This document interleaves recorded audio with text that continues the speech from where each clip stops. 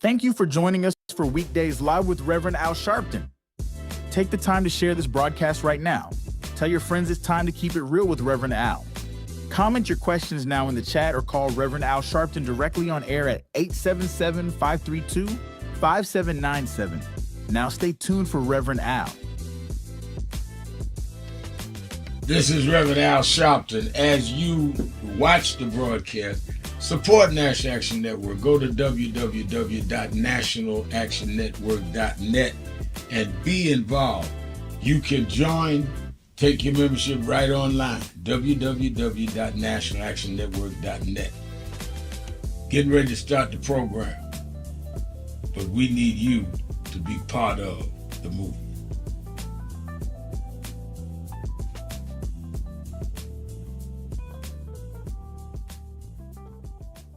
Some of you forget where you come from and forget how you got there and act like you got there because you were qualified or that you had a good resume.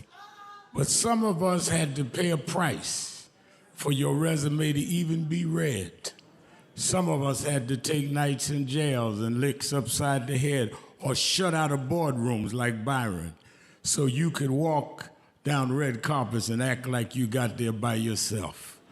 So I received this award with a special place in my heart and on my shelf because I'm getting it from a freedom fighter who never forgot where he came from and how he got there.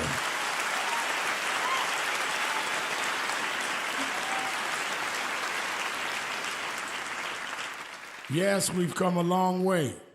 We've had now a black president and now a black vice president.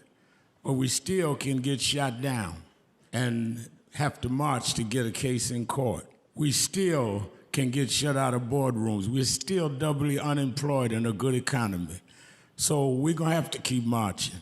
And I thank not only my family, a mother that raised me by herself, but I thank that lady at the end of the march that knows she won't be on TV that night and knows her name will never be in the paper, but she believed in me enough to get at the end of the line and make me look good. Because Dr. King used to say, if you call a march and no one shows up, you just going for a walk. And I want to thank those that marched. It's Monday, 2 years ago here in Los Angeles. April 24th. Do you know what time it is? April 20th. I'm sorry, it's Monday, April 20th. They got my sheet wrong here. Do you know what time it is? It's Al Sharpton's time. And for the next 3 hours, it's time to put aside all pretenses, deception, denial, or fronting.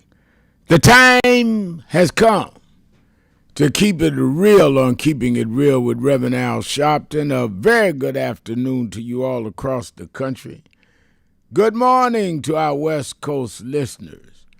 And welcome to those listening on Sirius XM, Channel 126, The Urban View, where talk empowers and becomes action.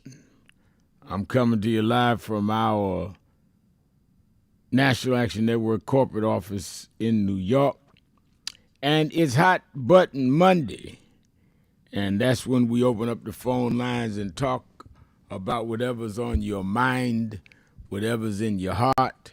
All you have to do is call us at 1-877-532-5797, 1-877-532-5797, or you can go to our message page at nationalactionnetwork.net. nationalactionnetwork.net. Go to live stream and send a message. Joanne Hopkins sends a message. Good, great God afternoon to you, Reverend Al Sharpton, the one who keeps it real. Thank you, Joanne, and good God afternoon to you. And James Thomas is saying, good afternoon, Reverend Sharpton, and it's time to straighten out tricks and straighten out trucks in 26 and march through the gate in 28. We need to get wise and rise in 29 and give God the glory to take back the White House in 2030. All right, James, I like that. You got my lines in there. Straighten out tricks in 26. That was the theme of our National Action Network convention week before last. So we can walk through the gates in 28. We got to do it, and we will. All right, I'm taking your calls on all that's going on as we are watching what's going on in Iran. The United States has sent President's son-in-law as well as his business friend Steve Witkoff, and his son-in-law Jared Kushner to join Vice President Vance in trying to resume peace talks with Iran in Pakistan. They're having the meetings in Pakistan. Now Iran is announcing they're not going to the meeting, and a source is saying that the U.S. delegation plans to travel to Islamabad soon. I mean, it is almost beyond belief, but when it comes to Donald Trump, very few things are any longer beyond belief. That you would engage in a war, have no strategy or plan to get out. If you can't come in and grab everything and spook everybody, then what? Never thought out. And now you at 1 minute trying to negotiate, another minute you don't know the next step. That while gas is going up, you had one energy secretary said today they don't see how gas will go down below $3 or $4 until 2027. This is the energy secretary. Now, this is the president that was not going to bring any wars, and it was the president that was going to bring affordability. Gas is skyrocketing because of an adventure, a military adventure in Iran, and we still don't know why we're there. Let's talk about that today. Let's talk about Virginia. Tomorrow is the big vote on redistricting. Former President Obama and many of our black officials have asked people to vote yes. Do not get tricked by the phony commercials in Virginia saying, no, vote no, we don't want that old thing. No, vote yes. Yes is to secure the boundaries of the districts the way that it empowers the people in the state. So make sure. I see Cedric Cooper is saying, I think it's of importance to deal with mental health and strategies for existing relationships so we won't have the tragedy we had in Virginia and Louisiana. And he goes right in. I wanted to say the vote in Virginia tomorrow is important. But before I could get over, I mean, it's been a very tragic last 10 days. The Monday after our convention, I preached a funeral of this young 7-month-old baby shot with a stray bullet while some young people in one housing development was shooting at allegedly some others. And I went and did the eulogy at the request of the family for Kaori Patterson Moore. And I mean, a little box. She was only 7 months old, hadn't even got to where she could walk. Just learned her mother said to say mommy. Before I could turn around from that tragedy, we see the former lieutenant governor of Virginia in a divorce dispute with his wife, kills her and kills himself with the 2 kids in the house, 2 teenage children. Then I wake up this morning and find that in Louisiana,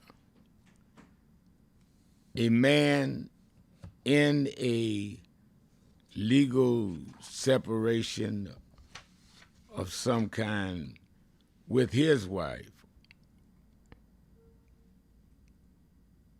and his name is Shamar Elkins, he went in across 2 houses, killing 8 children, 7 of them his own. Then injured his wife and another woman believed to be his girlfriend. And then as he ran, authorities shot and killed him. Let me say that again. 8 children ages 3 to 11. 7 of the 8 children he killed was his. He was on some kind of divorce proceeding with his ex-wife, shot her and the girlfriend. They didn't die.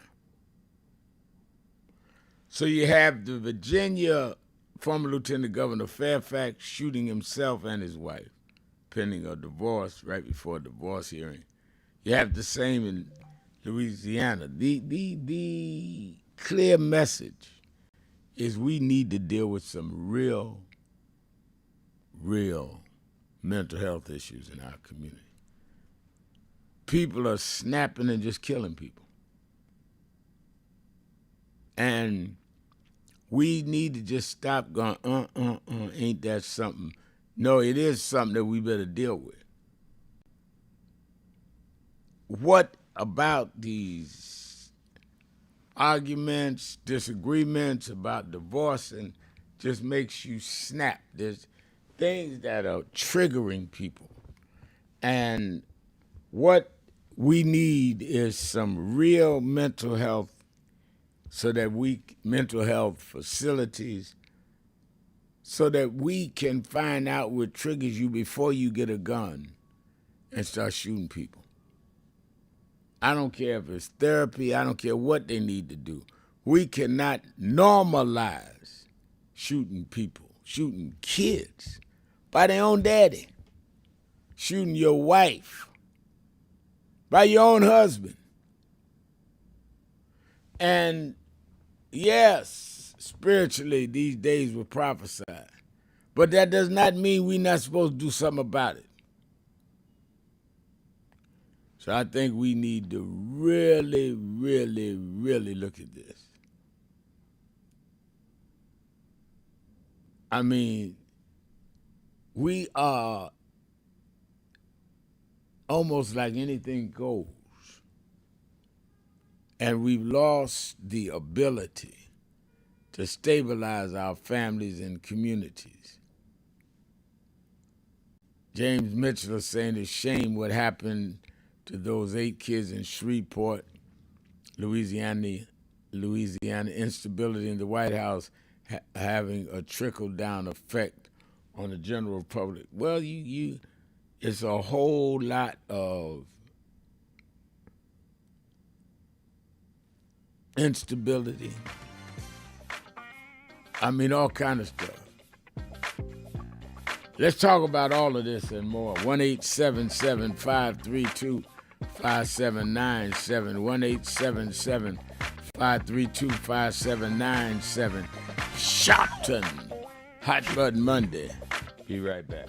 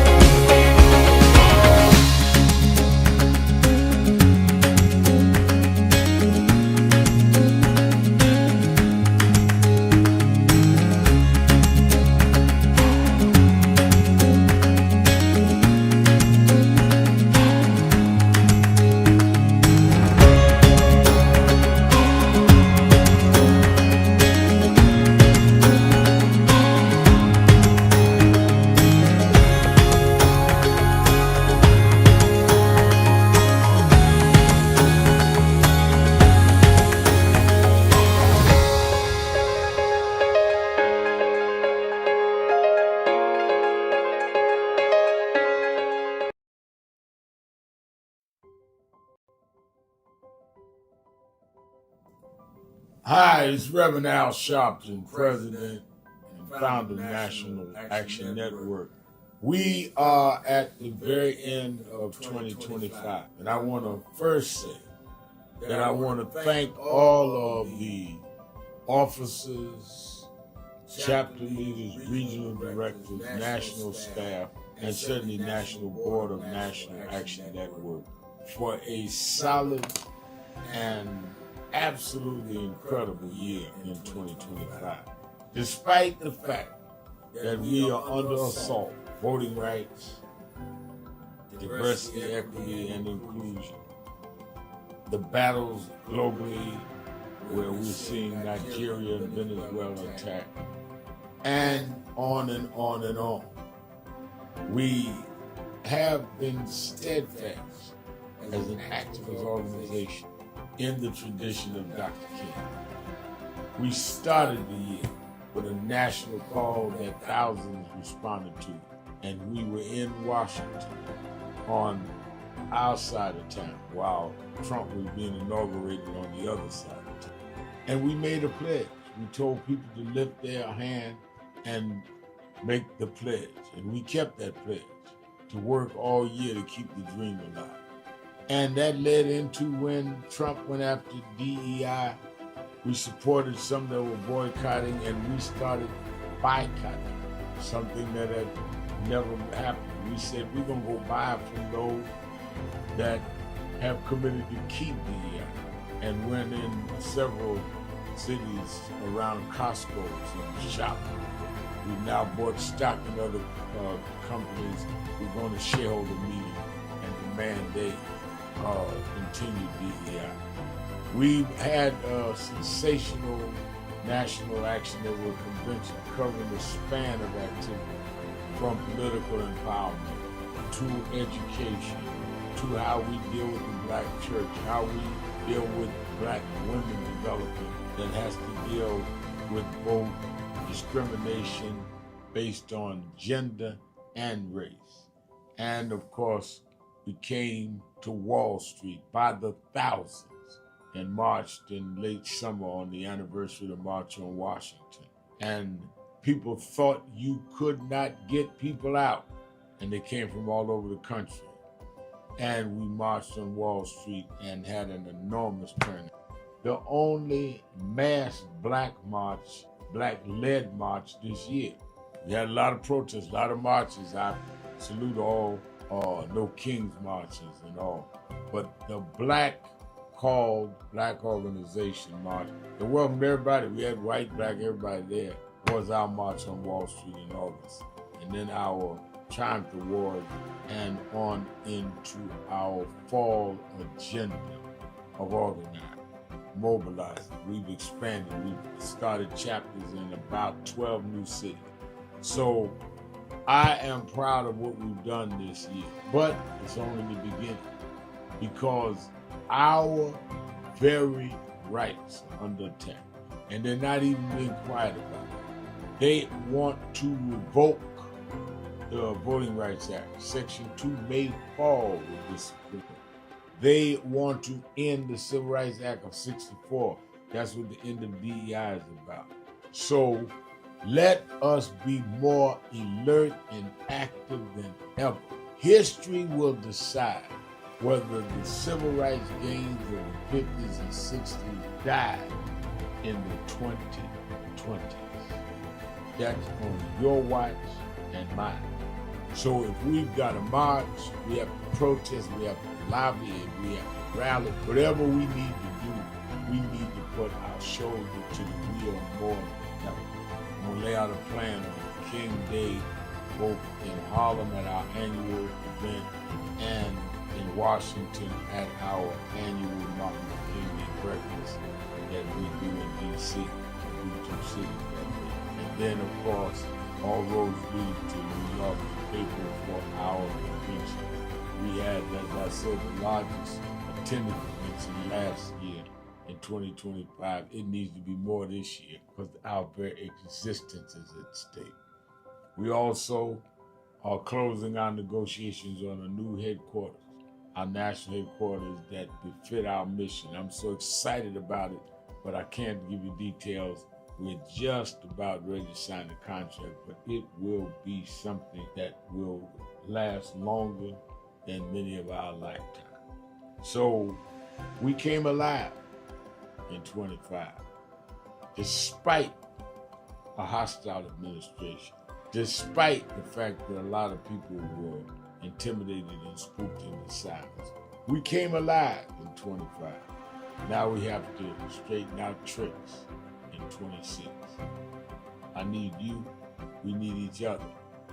Let's do this. All these tricks, don't forget, Trump only won by 1.5%. He is trying to act like he has a mandate. No, he has a mission, Project 2025. We have the mandate that we can't let them undo what has been done. And we must even go further for the empowerment of all people. Happy New Year. And be focused.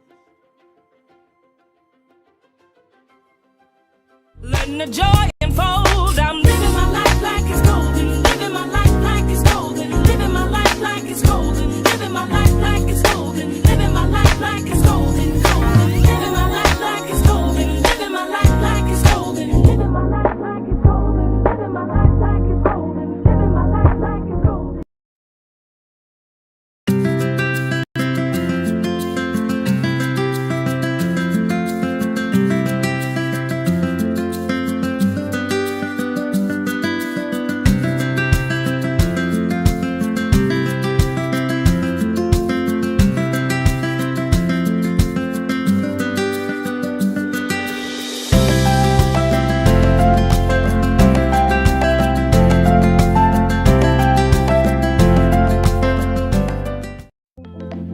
National Action Network. Power in action. 35 years of justice, impact, and purpose. Wow, this is the Saturday after I had done 90 days in federal jail for leading a protest in Vieques, Puerto Rico. And I had went down to join Latino activists that were against the Navy bombings that was exercising Navy bombings that was causing asthma and health effects among the children there. And I was on my way to Saturday. Keeping it real, keeping it real. If they're going down there protesting, I'm your host. Protesters, they would go out. Reverend Al Sharpton, it's Hot Button Monday. So much to talk about, and such disturbing news. I just can't. I just can't get my arms around what the society is coming to. But we have no choice but to face it and deal with it. You can't duck it. I tell people all the time, you bend over and stick your head in the sand, you expose your behind to get kicked. All right, let's take some calls. 1-877-532-5797. On the message board, Jesse Johnson is saying, and the person who's in the White House, try and bring back to the 50s and the 70s back, what time we got away from there. Now he's trying to bring that back. Yeah, all of this at the same time. It can be a bit much, but that's why some of us have a spiritual life. You know, you can't go through this on your own. You'll lose your mind. Demetrius in Cleveland, Ohio. Demetrius, W-E-R-E. You're keeping it real with Al Sharpton.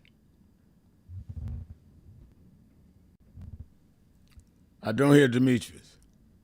Yeah, hello? I hear you now. Okay, thank you.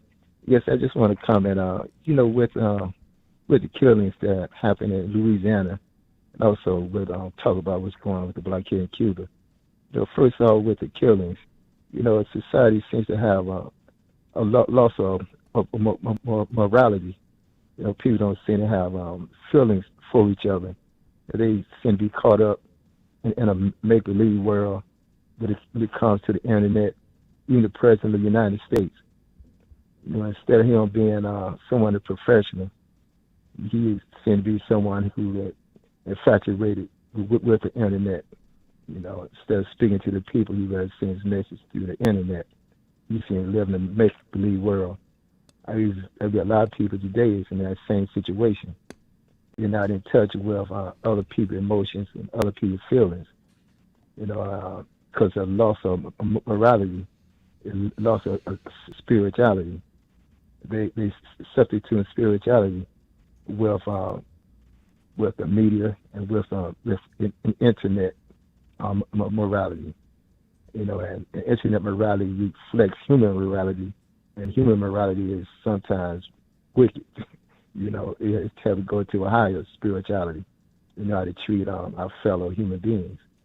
And when it comes to the blockade with Iran, also with the blockade of Cuba, this administration, this blockade calls itself and the people in Iran and in Cuba, innocent people who don't have access to electricity, access to food. Even here in America, the blockade is affecting Americans because the fertilizer can't get through the Hormuz Strait. So they're going to affect the farmers, and that's going to affect the food prices. Gasoline is already high. Right. And now food is going to go up. All because this administration is making demands on Iran, but Iran most likely is not going to agree to, because it's not going to totally give up its nuclear aspirations. But there's no guarantee if they do give up their nuclear aspirations, they won't be attacked. Well, let me say this. Let me say Okay. this, Demetrius, because I think what you're weighing in on is very important. We're in a quagmire because to pull out is going to cause bedlam and have Israel come in and try to take over under Netanyahu. To stay in, you're going to keep going this back and forth volleyball. That's going to cost American and Iranian lives. So this is about as serious as it can get.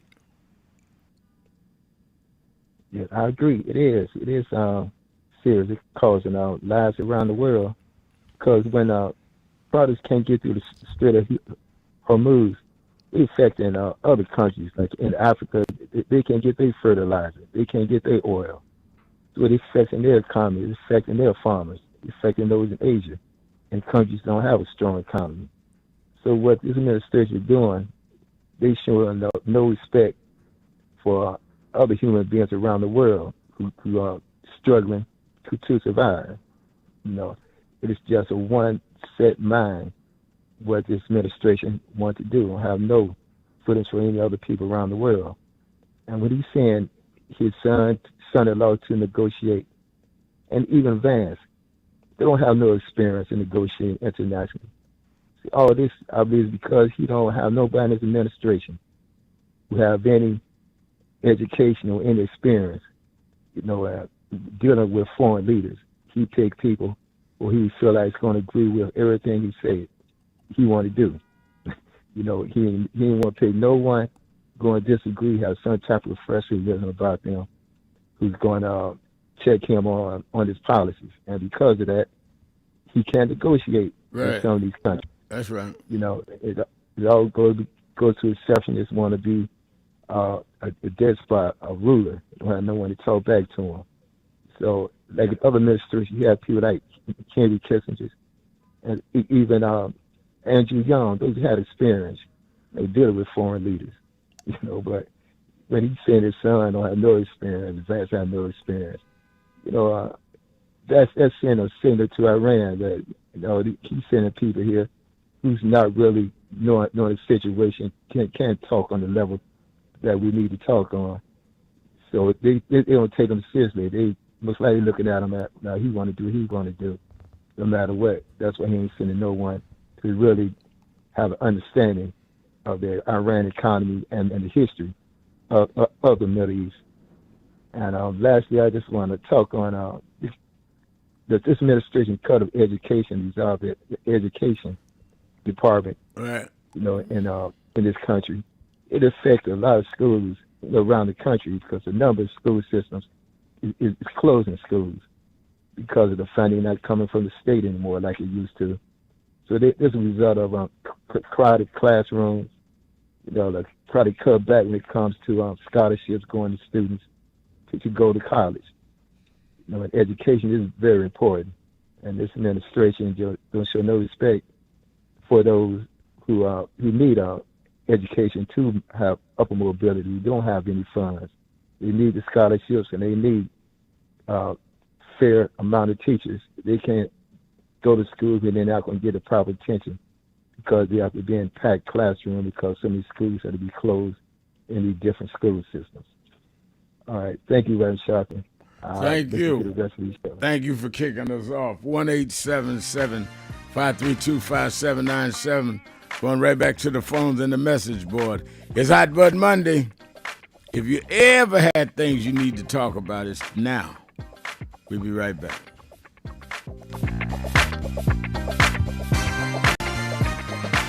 This is an important notice to all.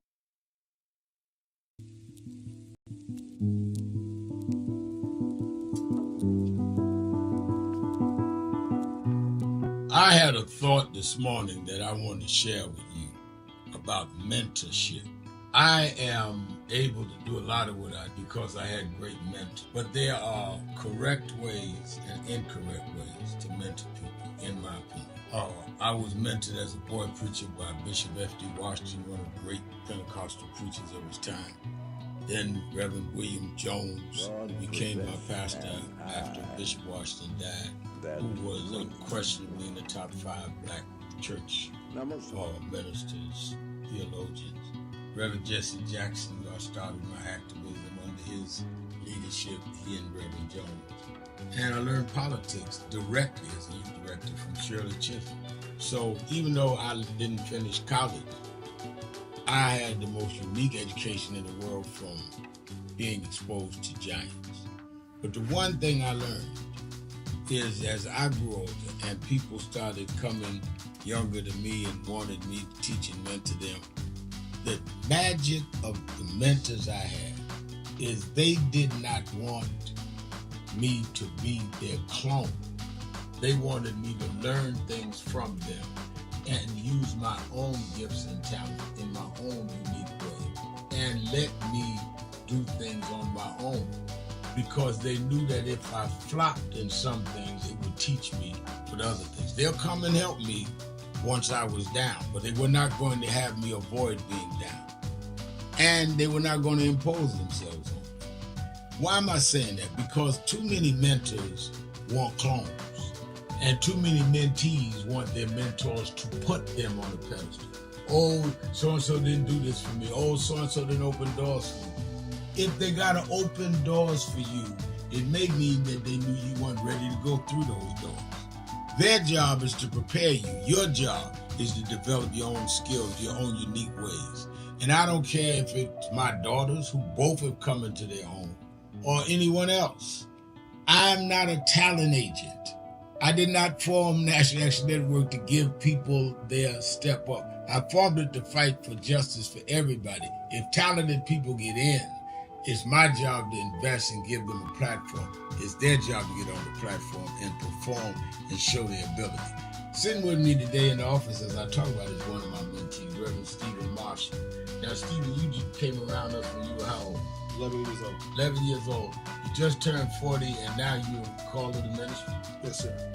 And what do you do in National Action Network? I formulate policies, lead in various regions, but most importantly, I senior advisor to you on all things from social justice strategies, politics, intergovernmental affairs, you name it, community organizing, all of that stuff. And I could go through scores of others. My daughter started Huddle. They got Huddles now, which is for young people to meet once a week all over the country. I just saw the video from the Las Vegas National Action Network chapter. Now, when you decided to preach, did I ever tell you to become a preacher? Not one time. Who called you to preach? The Lord. All right. And did I say go to this school or that school? No, sir. Did I open this door, that door? Did I tell you be ready when the door's open? Always be ready and prepared. And that's what I'm saying. Get you some young people than you that you can help along the way.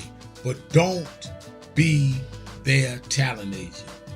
Their talent must speak for themselves. And anybody that grumbles with you about so-and-so didn't do something for them, maybe it's because they didn't feel you were ready, or that they felt if they did it, you wouldn't do it on your own. But we all don't live forever. I want the next generation to speak of me, of National Action Network, and others, the way I speak of Reverend Jones and Bishop Washington and Shirley Chisholm and Reverend Jackson. But I just don't want young people to feel that somebody ought to give them the reins of leadership or give them the reins of business or whatever it is you're in.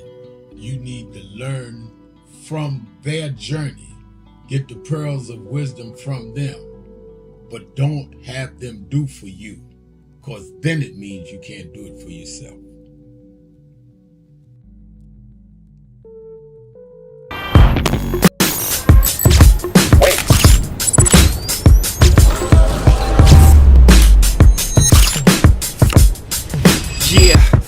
Yeah, I'm out at Brooklyn. Now I'm down in Tribeca, right next to the Narrow. But I'll be hood forever. I'm the new Sinatra.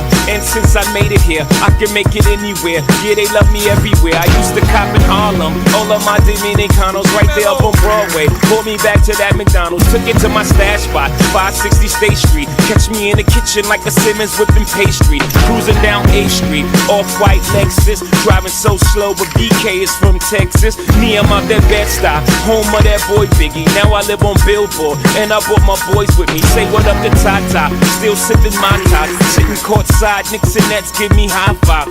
I be spiked out, I could trip a referee. Tell by my attitude that I most definitely from.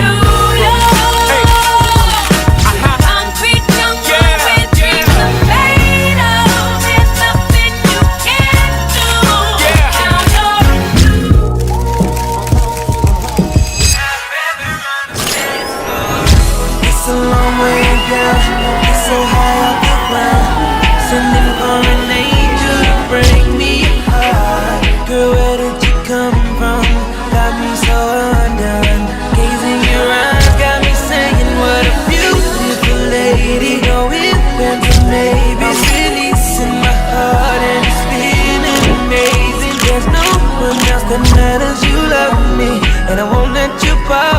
Don't get it twisted. Everybody hollering loud ain't saying something. We need activists that are at large, but we need those that will continue these institutions and these organizations.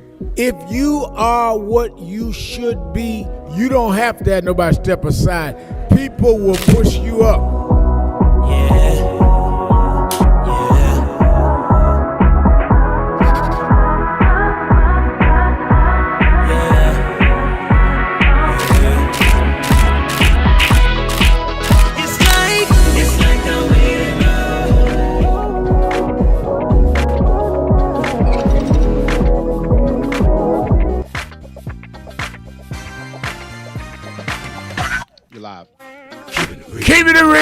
Keeping it real.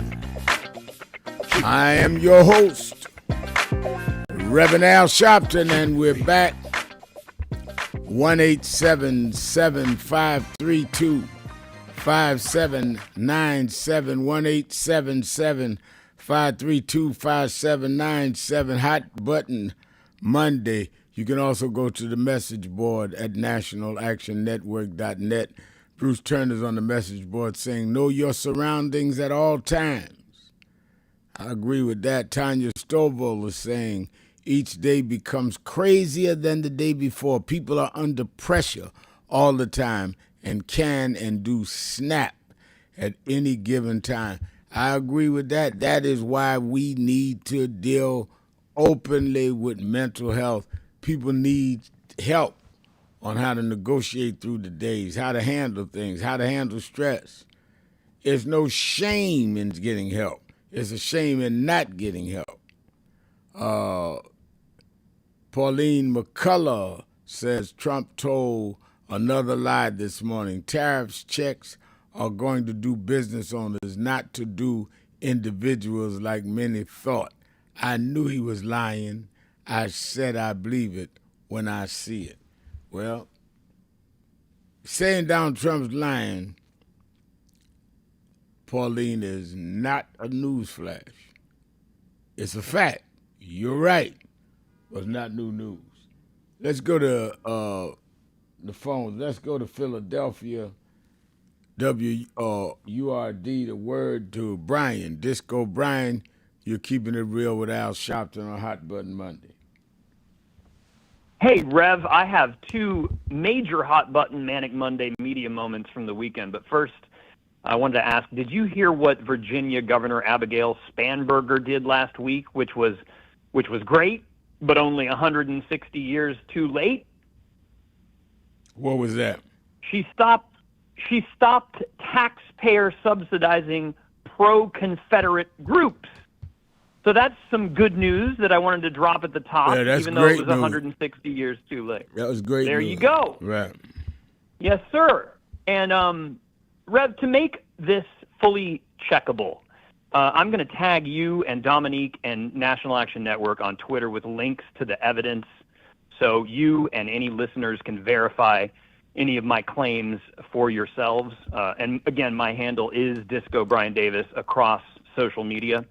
But the one I want to start with, Rev, is good news, more good news. Peter Magyar, the incoming Prime Minister of Hungary, who defeated Trump and Putin's friend Orban, and Netanyahu's friend Orban, incoming Prime Minister of Hungary, said something just absolutely glorious this weekend. Rev, have you had the chance to see Peter Magyar going on to the Fox News of Hungary yet? No, I've not seen Magyar on Fox News of Hungary. Okay. So he sat down with Hungary's version of Laura Ingraham, a blonde lady, on Hungary's Fox News equivalent and said this, I'm going to quote him, on the very channel that has served for over a decade as the propaganda mouthpiece for Viktor Orban's regime. He said this, quote, "A core element of our program is that this lie factory will cease to exist after the formation of our government. We will immediately suspend this fake news service that is currently operating here and establish independent, objective, and impartial conditions.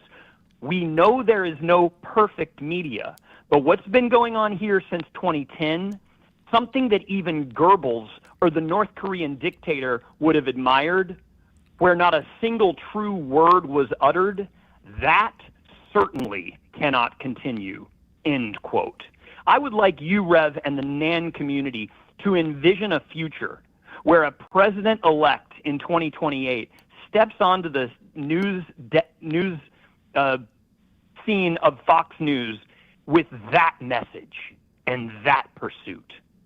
Wouldn't that be glorious, Oh, it Rev? would be more than glorious, and it's something that we should aspire to see happen.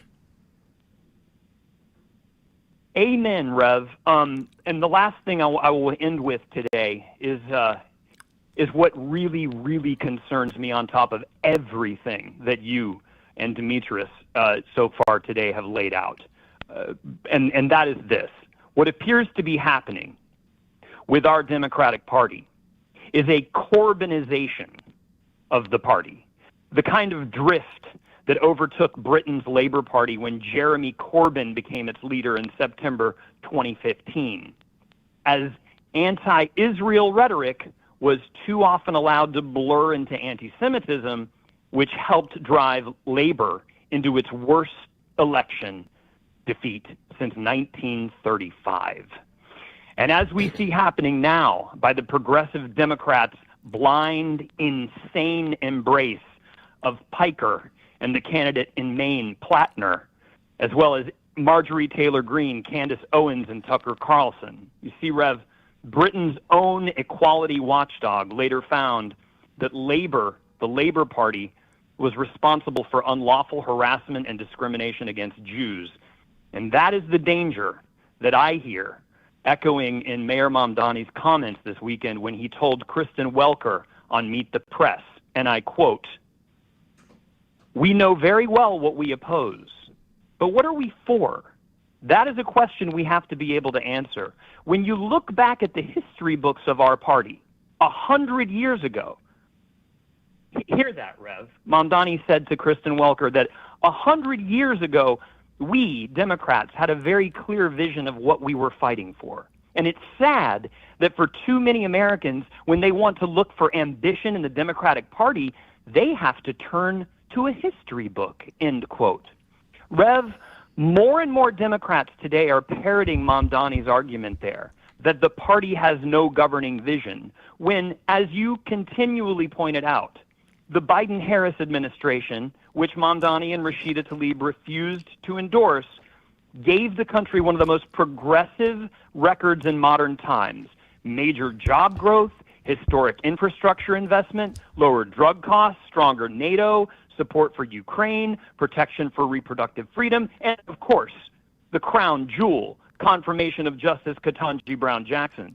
So when Mayor Mamdani says Democrats have to look back 100 years to find a clear vision, I have to ask, which Democratic Party of 1926 is Mayor Mamdani talking about? Because 1926, Rev, from everything you've taught us, was 40 years before the Civil Rights Act and Voting Rights Act, and 20 years before the Democratic Party fully broke with the segregationist Dixiecrats. So, Rev, in case Mayor Mamdani or if any of his leftist friends might be listening today, could you please remind us what this, quote, very clear vision of what the Democratic Party of 1926 was fighting for compared to what the Biden-Harris administration was fighting for? Well, and again, in, Rev, in I've linked all this 1926, the Democrats were leading Yes. segregation. They were leading proponents of Jim Crow.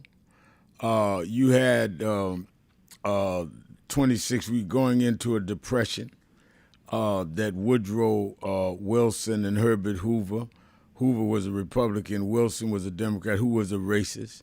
Who had the birth of all nations?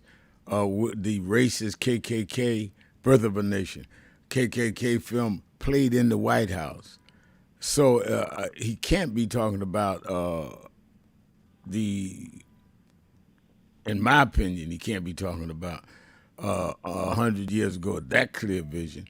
And I think I agree with you that why do we say that President Obama that passed the first Health Care Act in decades dealt with protecting voting rights, dealt with police reform, put cameras on police after we all dealt with this in Ferguson, Missouri's incident, and picked up by Biden where they went ahead and moved forward on all those areas and tried to have the John Lewis Voting Rights Bill passed, and under Biden had tried to get the George Floyd Justice and Police Act.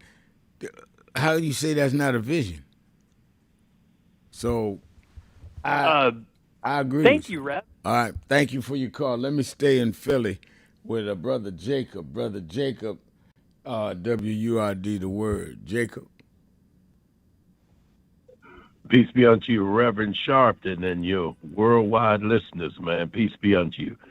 Man, yeah, that's I like what Disco Brian just said, because he's bringing out, every time I hear people get on the Democratic Party and try to blame them for what we see today, I say, do you have not eyes to look at the Republican Party and what they've done? Even after Democrats have come along and saved the country, like President Obama had to do, right? And we see what we have now in the Republican Party, and you have the nerve to even say that. But, you know, Reverend Al, in your early monologue, you showed us that we have people among us high and low that's dealing with mental conditions, right? Yeah. I mean, you know, because you can look at the president, you can look at the Oval Office and see mental, and you can look in our neighborhoods and see it. So you were right on target there. But my hot button subject is, when are we going to get back, Rev, to the rule of law, where no person is above the law yet? You know, yet we see the Supreme Court. You got some justices that's bought and paid from the Republican Party, right? They're bought and paid for. Nobody says anything. America silent on that, right? Like it's just supposed to happen, They give the king, the president king status, right? Giving him immunities where he can do anything in office and get off with it. Where did that come from? We done got so far away from what the road that I think we should be traveling on, right? What the Constitution stands for and all that. And then we wonder, in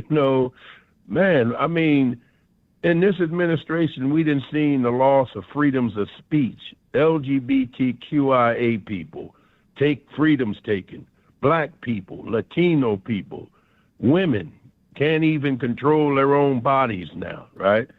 White Americans being shot dead in the street, and still too many Americans are silent, right? Reverend Al, back in the day, you remember the cartoon Popeye? Yeah. We about the same age. I think I got you by a year, Rev, So I could consider you my young boy, But look, back then, Popeye, right? That cartoon, when Brutus would do things that was too bad, right? Then Popeye would say, I've taken all I could stand, and I can't stand no more, right? And he would open up that can of spinach and get busy getting this thing right. When we gonna get the Popeye syndrome? Wow. When is America gonna say, we taken enough, man, we seen enough, right? Right. And when are we gonna open up our can of spinach, Rev? Right. And you was just mentioning them nuclear scientists and everything that's missing. The FBI and CIA, they can't do their regular job no more. America's been made so unsafe because the president got them looking at hundreds of FBI agents looking at how many working 24 hours a day to see how many times his name is in the Epstein files, the Trump Epstein files, stupid stuff like that. Flying our helicopters in front of worn out rock star's home and greeting him, spending taxpayers. We do stupid things and we wonder why. But when we gonna open up, Rev, our can of spinach? Could you tell me? I wish I could, but I know we must do it. Thank you for your call. Let me take a break. We're coming right back. Keeping it real. Hot Button Monday. Sharpton. Be right back.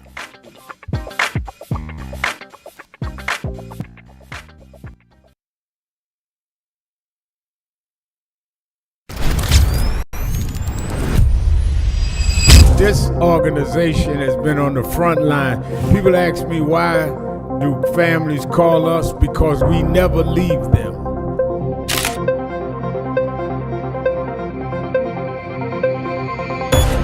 No justice. No justice. What do we want? What do we want? What do we want? When do we want it? When do we want it? When do we want it?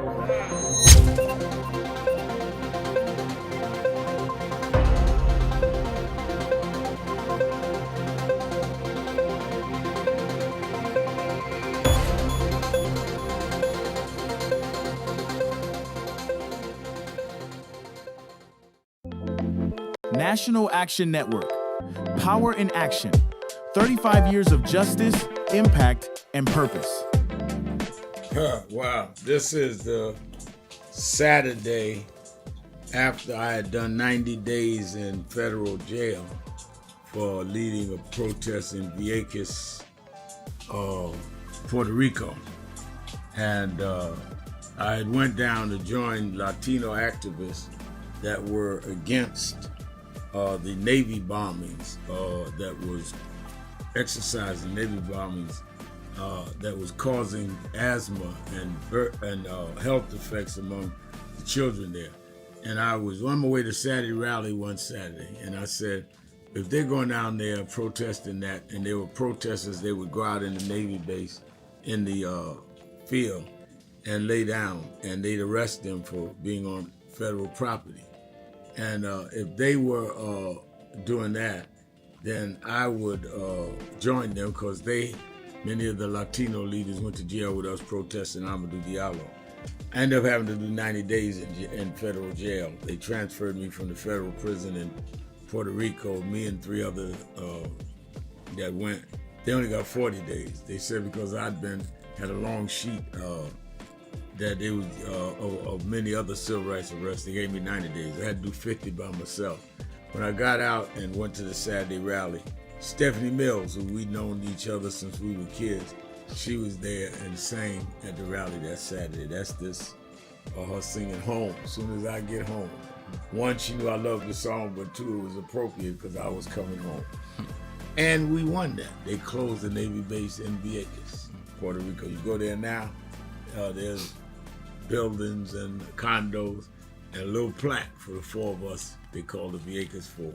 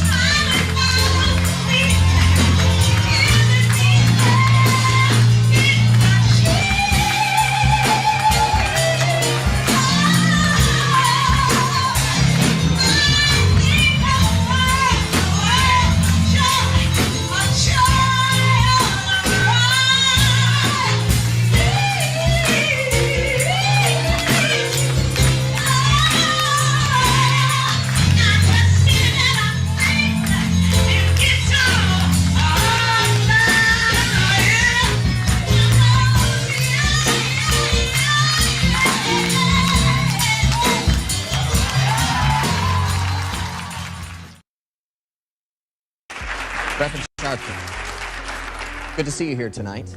By our count at WMUR, you've only been here once in 2003. You counted wrong. Okay. You must be using the Florida Republicans count. Nevertheless, as far as your visits are concerned, you have been here far less often than your colleagues here who have gone through the paces, met with the voters, done the grassroots style of campaigning that the voters of New Hampshire are expecting and looking for. Why shouldn't those very same voters not think of you as disrespecting them by not coming here and doing the same thing? Well, I think, first of all, I've been here several times last year and this year. I intend to be here. In fact, I was to preach here Sunday, and the snow stopped me. I intend to be here between now and the primary. And I think that's any more than any of us. There are many places that some of my colleagues have not been to often at all. I think that people go and campaign based on their resources and their availability. So I think that that is not something that they should read into any of us about any particular primary. I also want to address your first question. As a minister, I think that you can have a personal motivation of religion, but you should not try to act like your religion is something that dictates where people ought to go. I pray every day. I can assure you in my talks with God, he is not a registered member of the right wing of the Republican Party. Today, many of those same challenges still remain that Reverend Al Sharpton stood on the 2004 Democratic primary debate stage and spoke about, a clear reminder that the work is far from over. For over 35 years, the commitment to justice has remained strong. The fight continues, the voice is steady, and the mission moves forward.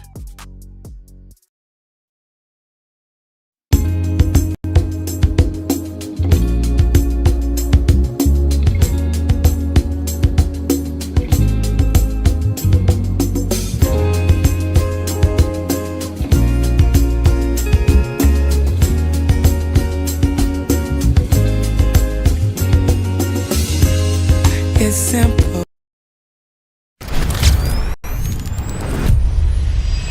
This organization has been on the front line.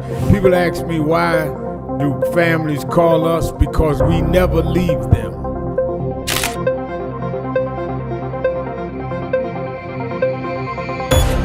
No justice, no justice, What do we want?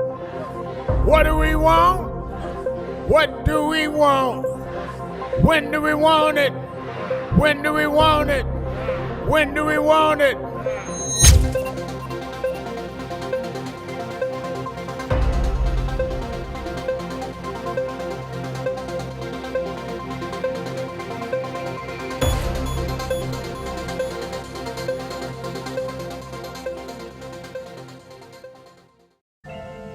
Thank God I was blessed to have both in my life, both historic, strong figures.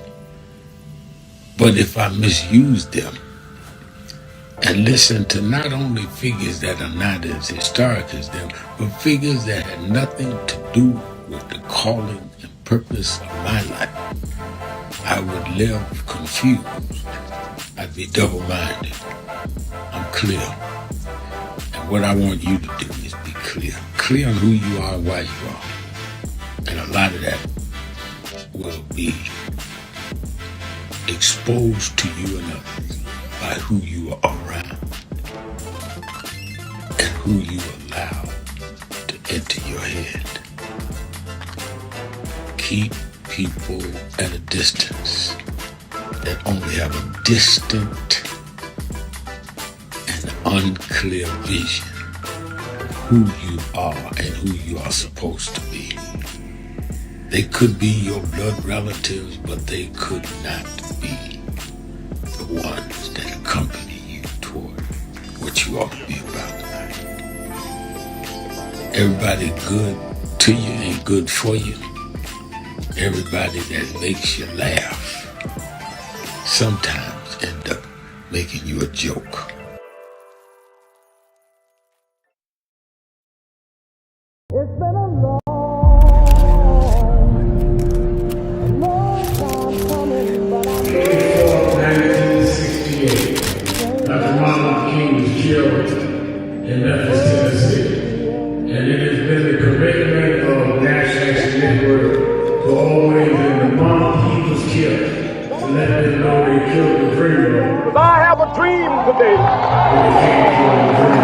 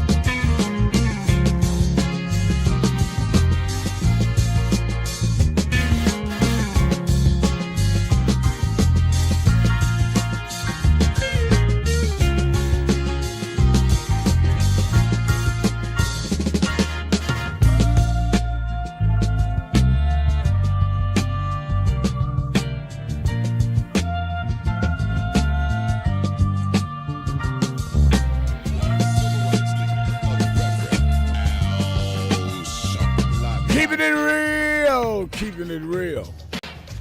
I am your host, Reverend Al Sharpton. This is Hot Button Monday. So much is going on.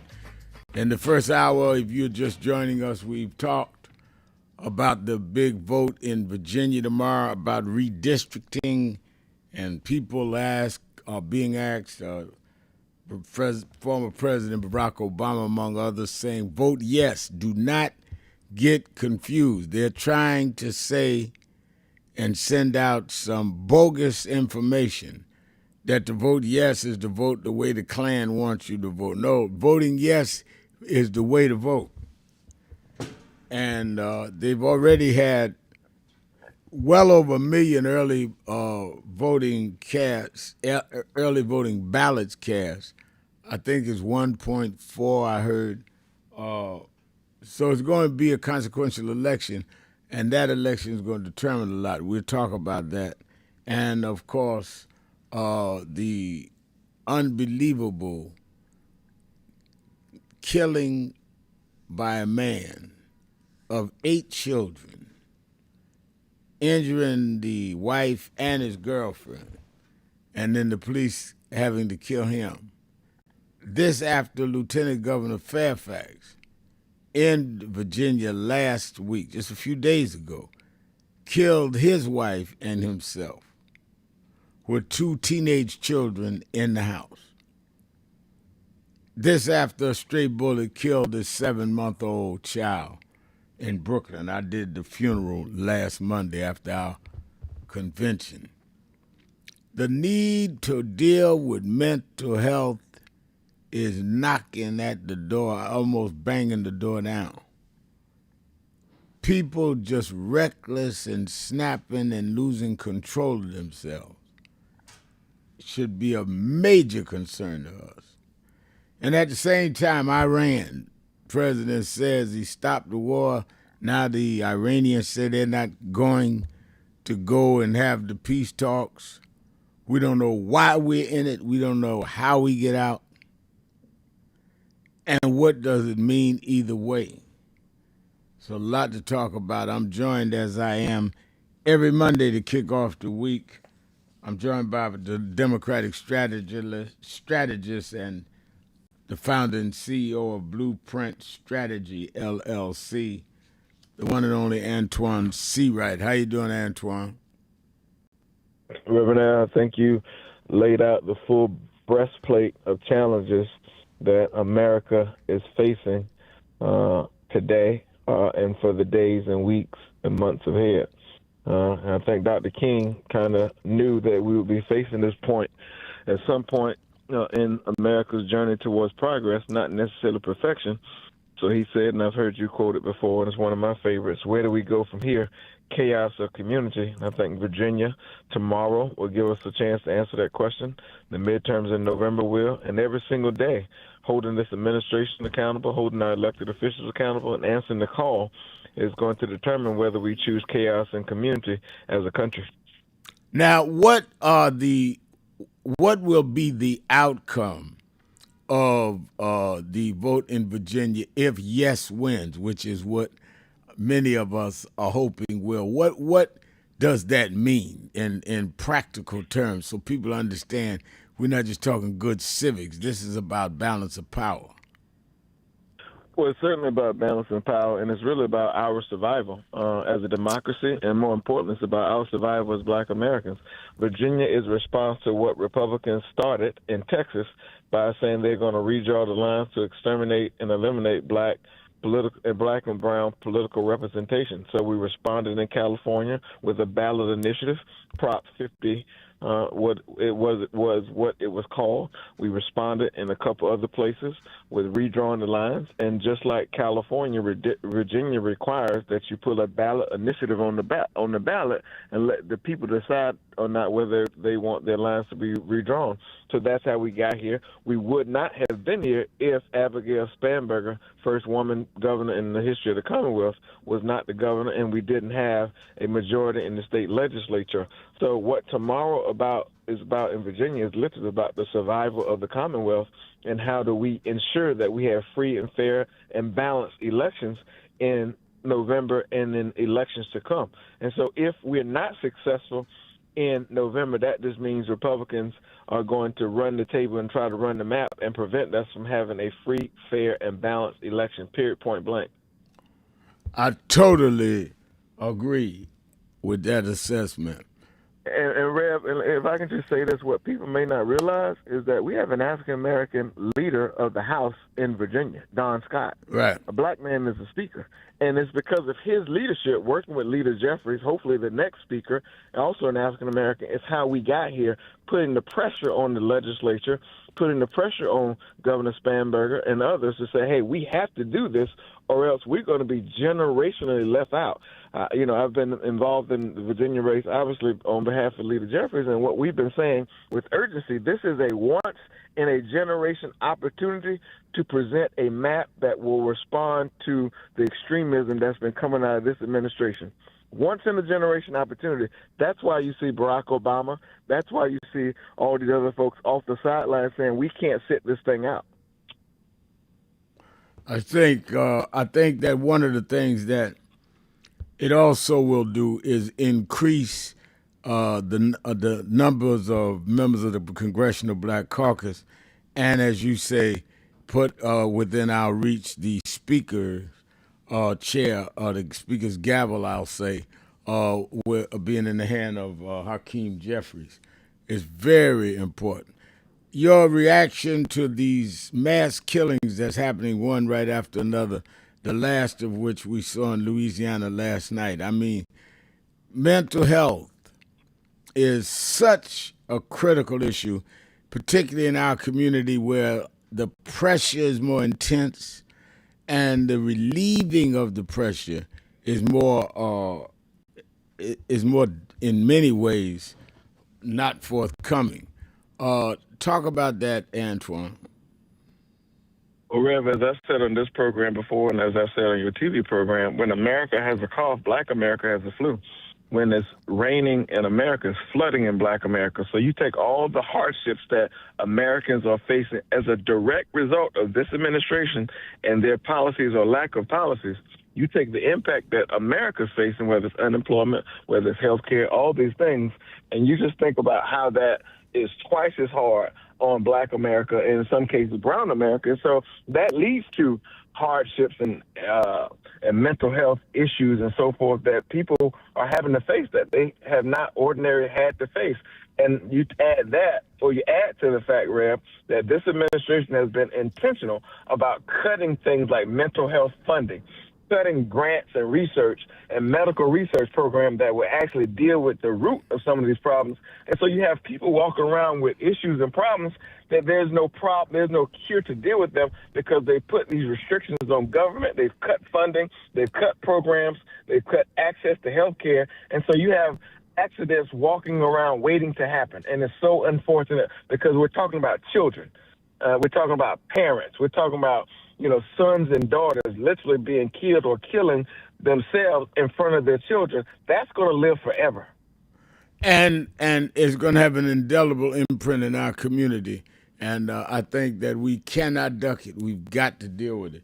Let's get ready to take a break. I'll be right back coming to the phones. 1-877-532-5797.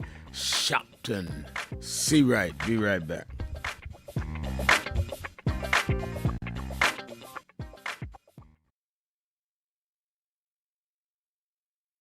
It's been a long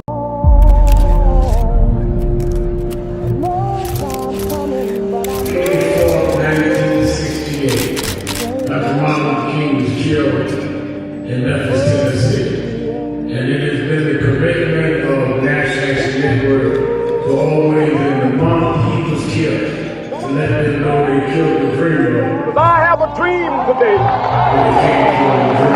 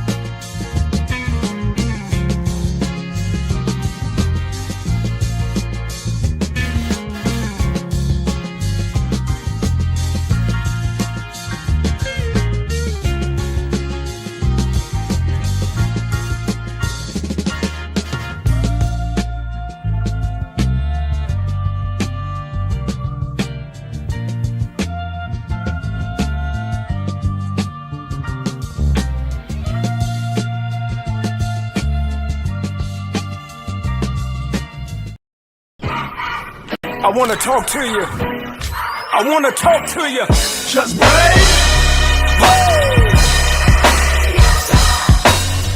I believe that.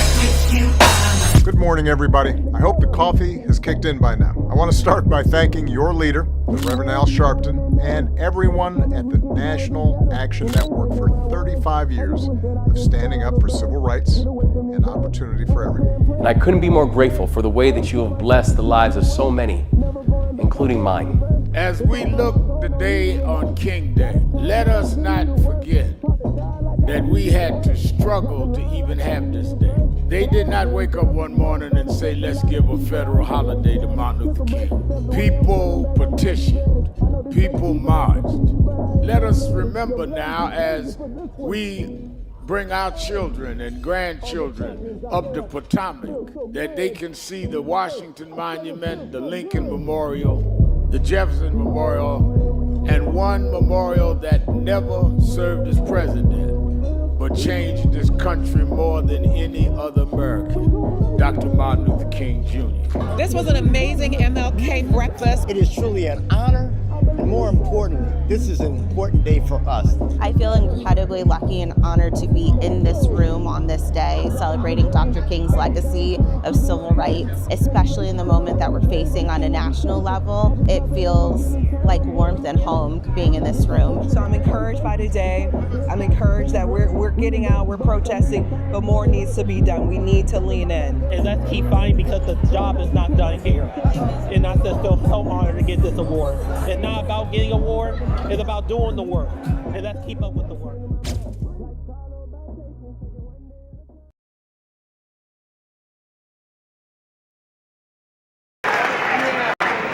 I remember I was 12 years old. I was a boy preacher in the Church of God in Christ. Bishop Shear knew my bishop, Bishop Washington. Bishop Washington, my mother was concerned I was getting into politics. They brought us to Reverend William Jones. His daughter's traveling with us. And Reverend Jones introduced me to Jesse Jackson. I became his youth director in New York at 13. I liked Reverend Jackson because he was a little hipper than the older preachers. He was 27, I was 13 by the time I became youth director. So he was like a father figure to me. When I got about 40, he said, quit calling me father, call me big brother. We went to the car center, and James Meeks and Jesse Jr. and I had dinner with him that night. And that's where he said to us, Al, Meeks, Jesse Jr., y'all are my disciples. And we said, disciples? And for years we joked each other. I'd come in the room and Junior said, here's disciple number one. But discipleship meant you carried forth the vision. The next day, he took me on the ferry to Goree Island, Mrs. Jackson. On Goree Island, he showed me where the slave camps were. And I will never forget, he said, Al, you see what that artifact is? I said, what's that? He said, they call it the door of no return. When you go through that door, you either made it to America to slavery, or you died in the Atlantic. The door of no return. But I talked to him about 3 years ago, and I reminded him, I said, remember when you brought me to the door of no return? He said, yeah. I said, well, we did return. We returned the President of the United States, Barack Obama. We returned the Vice President, Kamala Harris. We returned with businessmen. They thought they sent us as slaves. We came back as global liberators. The problem is that too many of us did not join the movements that sponsored us. And there was a breakout in 2024 called Negro Amnesia, where you forgot where you came from and forgot how you got where you got. Therefore, they're trying to take back everything you had.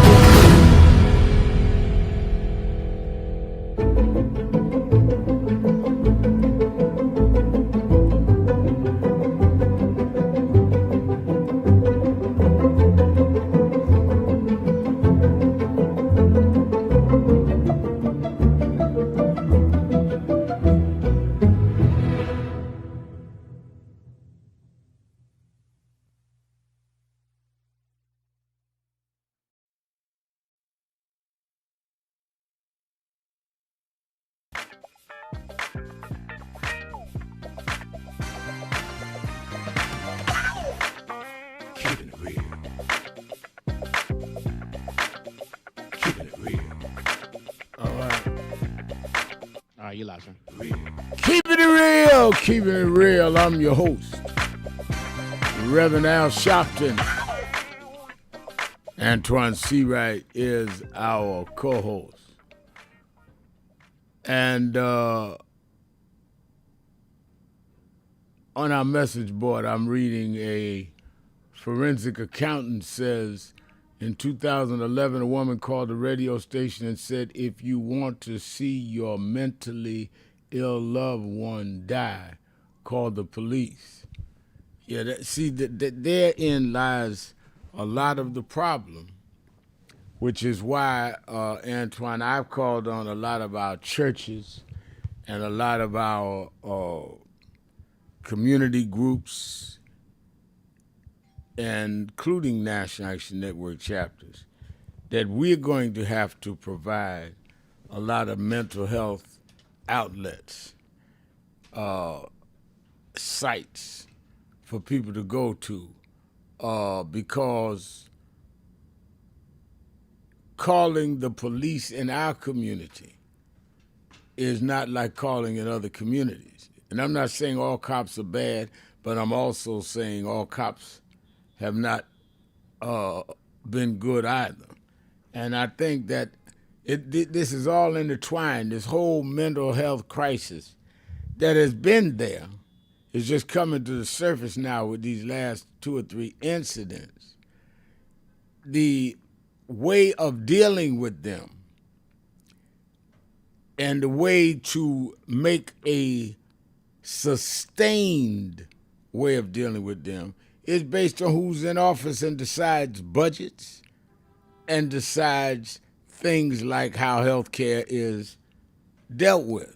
So it's not one or the other. We're going to talk about Virginia tomorrow, or we're going to talk about mental health, because one in many ways empowers the solution or the attempted solution to the other. And I think that we've got to start understanding the totality of the problem is that we have got to empower ourselves to handle ourselves in a way that is productive and healing. But we just can't keep going on. I mean, for people to be going forward like it's normal to bury 7-month-old babies, like it's normal for a guy to kill himself and his wife, who had raised to a high level in his state, lieutenant governor. Like it's normal for a guy, because he'd been in the service, to kill 8 kids. Once we start normalizing it, all of us have gone crazy. And I think we got to put it out there, Antoine. Rev, not only that, we have to make certain that we have leaders who prioritize mental health, health care, and the funding and support of these programs. Because if the economy is not doing well, people don't have jobs, wages are not up, expectations for churches, NAN, and others can't be to support these programs because it takes money to do so. That's why when Joe Biden and Kamala Harris was in office, and they not only prioritized the Affordable Care Act and those subsidies that make certain that people with mental health issues and these clinics and so forth were available and open to deal with these issues, they also provided funding through various agencies to make certain that individual communities have money to deal with things like mental health problems in their communities. And then along came the Trump administration and cut a $5 billion mental health grant that went out all across the country. So you show me your budget, I'll show you what you value.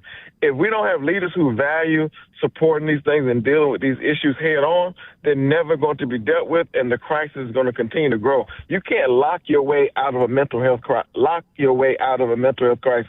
So many times we find ourselves we find mental health patients being locked up in prison when they don't have a prison. We don't have a prison problem. We have a mental health problem that we need to deal with. And I think that's why these national elections are important, but these state and local elections are just as important, because that's where the funding hits the people the closest.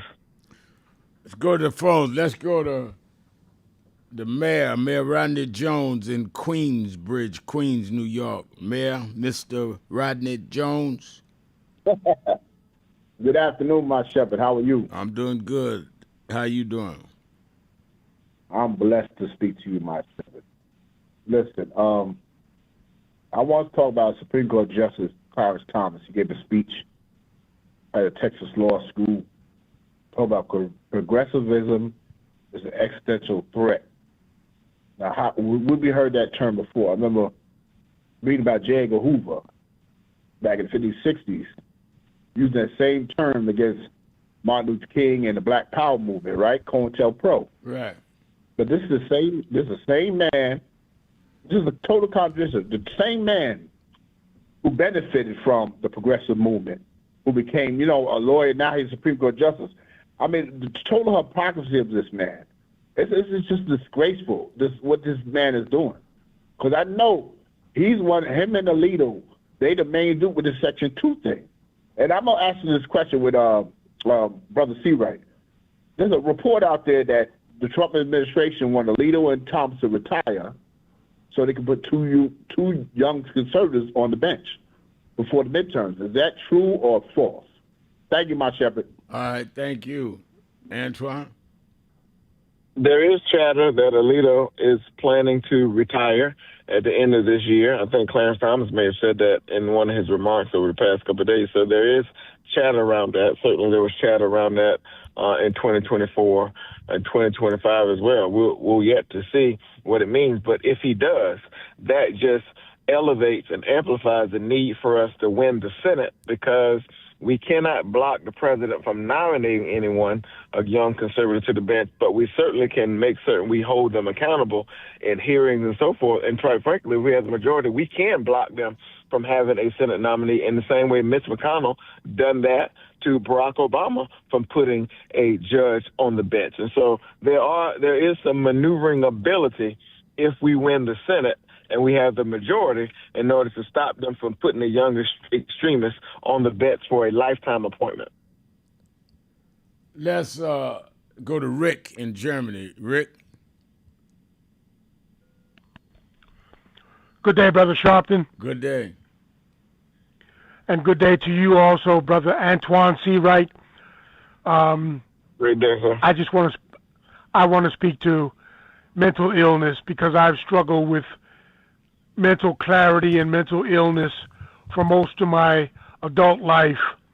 I've had CIA, DOJ, U.S. Treasury agents, and so forth and so on playing games in my life from birth to age 60, and I'll be 60 this year. But I never thought to pick up a gun and slay my mother or my sister or my brother. I never thought to pick up a gun and slay the mother of my children. You have to be very bitter and broken to pick up a gun and kill 8 children. And I say, religion... Hold on 1 minute. Let me let you finish. I want you to finish this. Let's take this break. We'll be right back. Keeping it real. Sharpton. Be right back.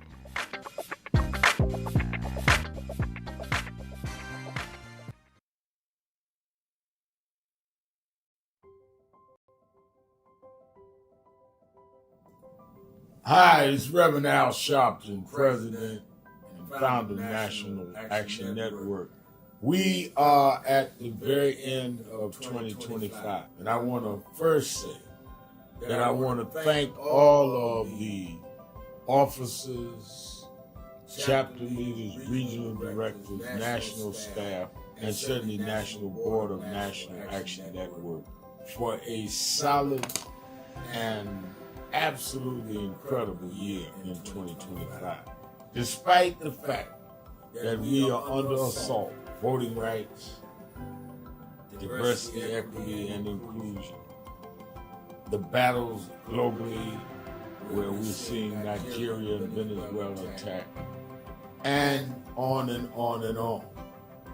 We have been steadfast as an activist organization in the tradition of Dr. King. We started the year with a national call that thousands responded to, and we were in Washington on our side of town while Trump was being inaugurated on the other side of town. And we made a pledge. We told people to lift their hand and make the pledge. And we kept that pledge to work all year to keep the dream alive. And that led into when Trump went after DEI. We supported some that were boycotting, and we started boycotting, something that had never happened. We said we're going to go buy from those that have committed to keep DEI, and went in several cities around Costco's and Sharpton. We've now bought stock in other companies. We're going to shareholder meeting and demand they continue DEI. We've had a sensational national action at our convention covering the span of activity, from political empowerment to education, to how we deal with the black church, how we deal with black women development that has to deal with both discrimination based on gender and race. And of course, we came to Wall Street by the thousands and marched in late summer on the anniversary of the March on Washington. And people thought you could not get people out, and they came from all over the country. And we marched on Wall Street and had an enormous turnout. The only mass black march, black-led march this year. We had a lot of protests, a lot of marches. I salute all no King's marches and all. But the black organization march, it welcomed everybody. We had white, black, everybody there. Was our march on Wall Street in August. And then our Triumph Award and on into our fall agenda of organizing, mobilizing. We've expanded. We've started chapters in about 12 new cities.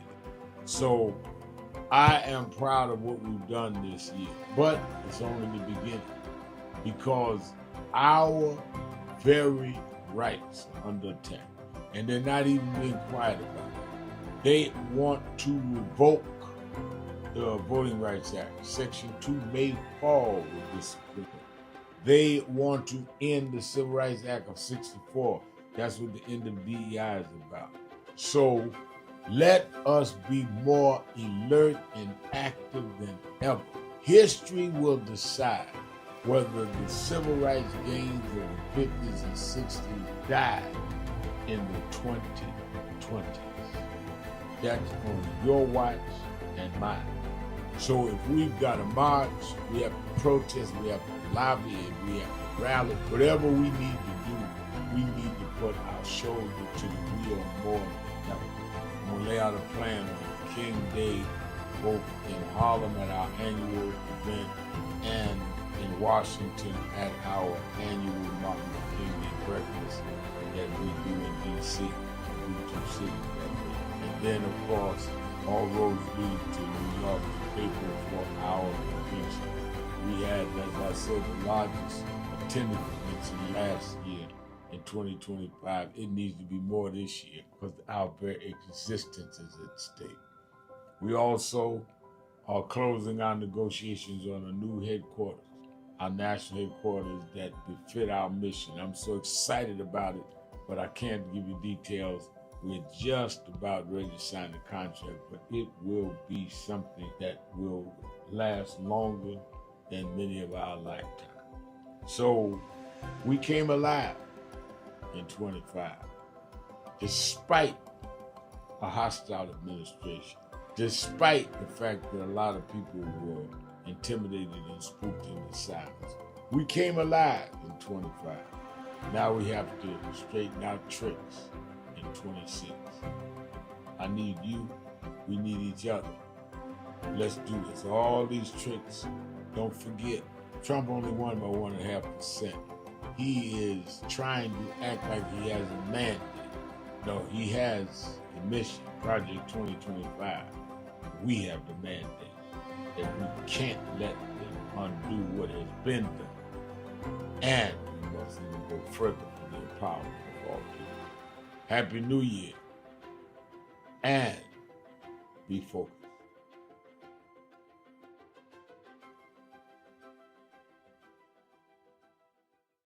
Do you know what time it is? It's Al Sharpton time. It's time to put aside all pretenses, deception, denial, or fronting. The time has come to keep it real on Keeping It Real with Reverend Al Sharpton. You need to keep it real with Reverend Al Sharpton right here on Uber TV. Reverend Al Sharpton, and we're back. 1-877-532-5797. 1-877-532-5797. Let's go back to the phone. Attorney Jennifer Jones Austin is. You know, every day, Monday through Friday, I do 3 hours a day on Keeping It Real with Reverend Al Sharpton. I do 1 hour on Sunday mornings with Reverend Al Sharpton. And I'm live on radio and TV with the Saturday Action Rap. Keeping it real, keeping it real. I'm your host, Reverend Al Sharpton, and we're back. Antoine Seawright is our co-host. Let's go back to Rick in Germany. Go ahead, Rick. Okay, Brother Sharpton, I'll wrap this up. After the murders in the Virginia Fairfax family and the child killings and the wounding of 2 adult women in Louisiana, I would just like to say to the brothers experimenting with religion, Christianity, Islam, maybe some of you want to convert to old Judaism, think about what the West has done to advance humankind and child rights and women's rights and gay rights. Humankind, the advance of humankind is what many of us are struggling with. We go back to the old religions and they can't seem to conflict with let everybody live and be at peace with everybody. But I think the brothers will work it out, religion and modern day psychology and humanity. I'm done, brother man. All right, thank you for your call. Let's go, Antoine, to the sage of the South, Brother Jihad in Atlanta, Georgia. Brother Jihad. Hey, Reverend Sharpton and Brother Seawright. 2 things. Hey, good brother. Oh, good. Let me say this. Religiously speaking, Cain killed Abel. There's only 4 people on the planet. You can't blame this on religion. The lesson to learn from Cain killing Abel was that, to my knowledge, Cain was jealous of Abel. So jealousy becomes the culprit. The concept of jealousy, the spirit of jealousy, becomes the culprit in this particular situation. We can learn something from that story. You know what I mean? So the idea that man has been inhumane to man is not a new story from those of us who study religion. Because the bottom line is they're not talking about necessarily the first, second, or third man. They're just talking about the principle of jealousy and what it can do to human growth and development. Now, Reverend Al, with this mental thing also, I'm feeling a little where we're clouding the situation a little bit. And Brother Rick touched it just a little bit. This particular situation was medium. I'm sorry. This situation was hate. There's hate. This is pure evil and hate. This is not mental illness. There are many situations where there's mental illness. You know what I mean? And I'm thinking that we're kind of clouding the two. There's a separation. There's nothing wrong with there being a separation of the two. But thank you. But I hear people, conflicting the two or putting the two together. You know, I mean, we do have mental problems, but then we got some evil people, Ralph, in the world. We just got evil people. You know what I mean?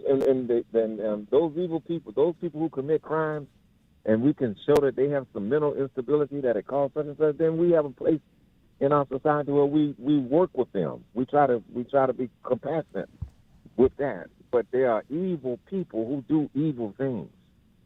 And I'll end with this one, and I'd like to hear your comment, both of you comment on it.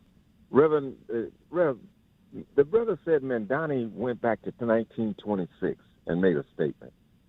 And then he compared the statement to why would someone go back to 1926. Rev, if you Google the story was an immigration story in relationship to something about his family during the FDR period. FDR passed something that allowed his grandmother or something like that to benefit from immigration. It had nothing to do with the negative period of that particular time. It's just a simple Google will prove that. So I'm going to have to question, me personally, has Mandani did anything positive in the 100 years for this brother? Has he done anything good? There's a complaint when he smiles with somebody. There's a complaint when he's talking to somebody. There's a complaint when he's walking with somebody. Now we even go to the point to try to point that he was praising 1926 and disregarding the current contributions of Biden and President Obama, and et cetera. He did no such thing. Pull up the article, Reverend, read it. All right, let me say this, and then Antoine can respond. Yeah.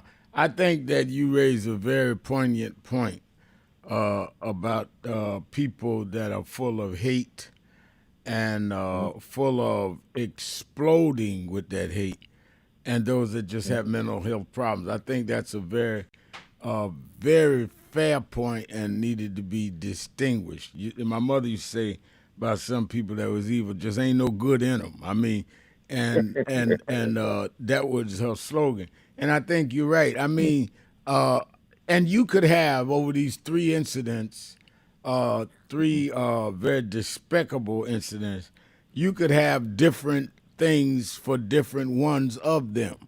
For example, the gang killing the 7-month-old baby I did the funeral of, they may not have been mentally ill. They just might be bad people to just shooting the crowd. Or the guy that killed all of the kids, his kids, 8 kids. Just could be a wicked, evil person. The man that killed his wife and himself may be mental. I don't know which was what. But I think we need to deal with all of them by how we. The only way you can remedy something is you must know what the malady is. And I agree with that. Secondly, I think that what you say about Mandani and all, I think whatever political leaders or even religious leaders that we watch, we need to be as fair when they are right as when they are wrong. I think that it is a very immature and childish thing to say that because you disagree with somebody on one thing that they are just no good across the board. I take people by situation, and I don't expect perfection, and I'm not looking to find a way to discredit them. For example, I mean, Mandani, who has related to us since he's been in or since he was running, Mandani has said things that he disagreed with Obama. But Obama went to the Bronx with him Saturday. So how are we going to be more mad with him than Obama is? I mean, I think that there calls at some point a level of maturity in dealing with these things if we're going to be taken seriously. Antoine? I agree. Rev, I think you're right. I think we got to pick our fights and know that whatever differences we may appear to have amongst each other, they do not compare to the differences we have with the people who are trying to literally take us back. That's number one. Number two, I appreciate what he said about the mental health and the hate thing, because there was anytime there's big mass shootings in the white community, predominantly, and we know what the trace is, the Republicans and even some in the media world were quick to holler mental health. But when things happen in our community, they call it crime and and all these other things to fit their own narrative. I think we have to use it. We have to call balls and strikes, call for what it is. Also address the root problem that caused all of this, whether it's hate, whether it's online influence, whether it's the words of the President of the United States and his movement, or whether or not it's truly mental health issues. We have to call balls and strikes when the opportunity presents itself. Well, the other thing that I would say, Jihad and Antoine, is that we have to deal with, particularly with younger people who are impressionable, how much the media and social media is impacting them. Because I was talking to some of our young people in Huddle, which is our youth department of National Action Network in New York, and the shows they watch is has just normalized the way you handle a difference is to start shooting. And it is as normal to them as to Sherwood Love was, but Sidney Poitier was to me growing up. And I think that we need to deal with this whole culture that has defined being criminal and crazy differently than what we grew up with. I mean, you have young people, and this is not an overstatement, Brother Jihad or Antoine. You have young people that think that the glory of the history of Harlem was not Adam Clayton Powell, it was Bumpy Johnson, because that's what they see. That's right. And when you do movies on Bumpy Johnson and drug selling and who's going to control the turf and all, rather than a man putting 60 bills through Congress and making that the story of people's community, and you are 8, 9, 10 years old watching that, you're going to say, I want to grow up and be like Bumpy. That's right. And not only that, Rev, the conflict resolution, people are talking about it, but we're not. Almost every spectrum of our life, there's conflict. Yeah. And how to handle those conflicts need to be taught. You know what I mean? And, including in your household. Everywhere, at the job, at the gas station, at the grocery store, everywhere you run into conflict, Americans have a problem handling conflict. Yeah. And the conflicts keep escalating into deeper things that they shouldn't escalate in. It's just a disagreement, a moment disagreement, and it can end up in a loss of a life. Yeah, grown folks. Need conflict resolution. Grown folks need to be. Grown folks need to act grown. But sometimes grown folks are not grown. Let's take a break. Be right back. Keeping it real. Sharpton. Be right back.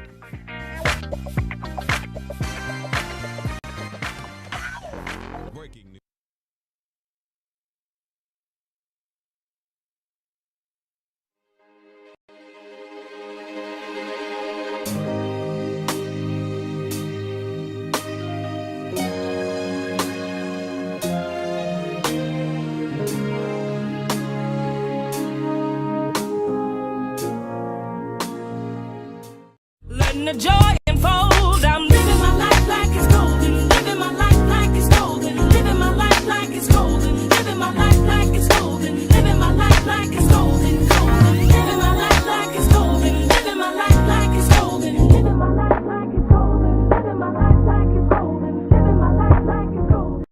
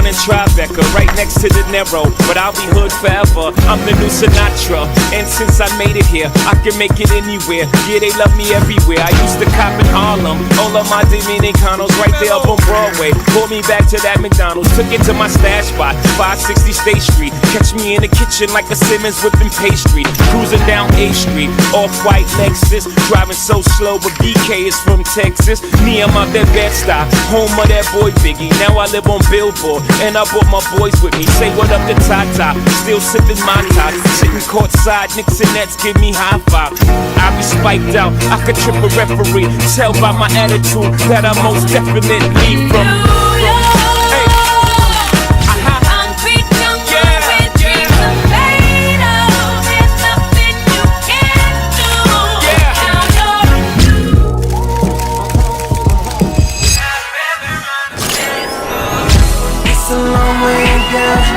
So high off the ground, sending for an angel to bring me high. Girl, where did you come from? Got me so undone. Gazing your eyes got me saying, what a beautiful lady. Going back to maybe releasing my heart and it's feeling amazing. There's no one else that matters. You love me, and I won't let you walk.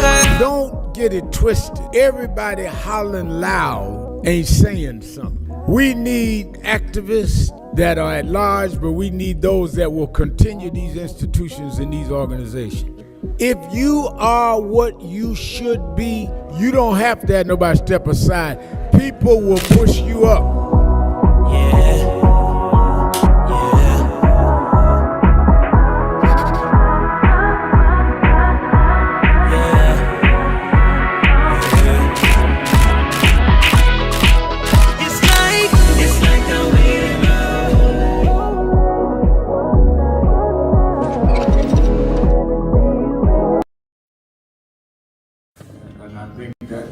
Important about the funding, but I also want to add how they're changing what can be taught. You have states outright saying you can't teach Black history and you can't teach certain other histories and the curriculum. You have this administration that is literally taking out exhibits from the Smithsonian.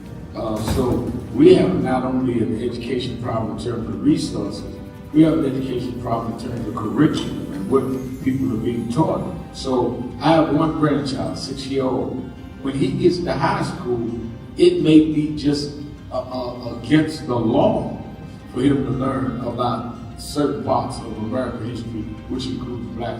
We want to talk about slavery. We want to talk about the good side of America. Well, what does that mean? That's not history. Everything was not good. And I think that that is the threat that we've got to fight, which is why we've got to fight with the courts and the streets, because they're literally changing the textbooks as we go. As they do that, they change the opportunities, because then the fight against affirmative action is not having access to these institutions and telling these institutions, this whole fight around DEI, which they did, started in Harvard with a Black woman president. Started with them saying you can't teach diversity in an Ivy League school like Harvard. It didn't start in Little Rock at the high school. This fight, this time, was Harvard. And they went from there on. And I think that we've got to have the same resistance. If they could fight in the 50s, the ACP people Defense Fund was together and deal with the question from Little Rock in terms of desegregation, then we that are far more educated, far more economically secure personally, have no excuse in the age of what they did in Harvard not to be standing up back in the South.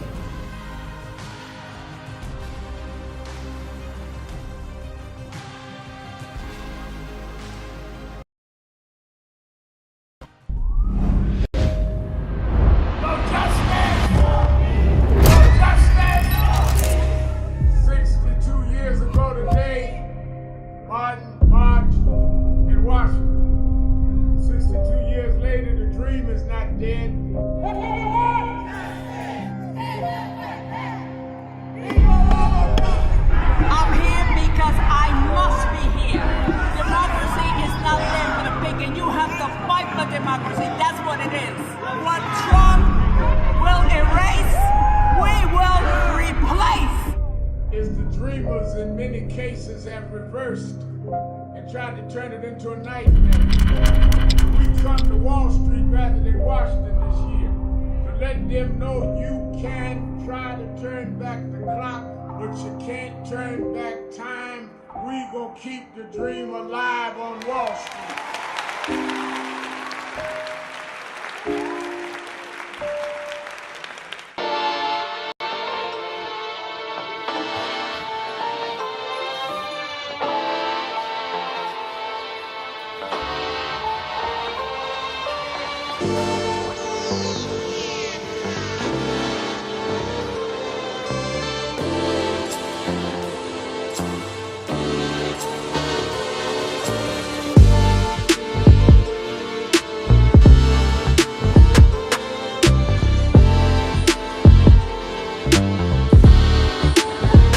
Keeping it real, keeping it real. I am your host, Reverend Al Sharpton. Antoine Seawright is our co-host, as he is every Monday, as we start the week, giving information and hopefully inspiration. Let me say, by way of announcements, Politics Nation with Al Sharpton is absolutely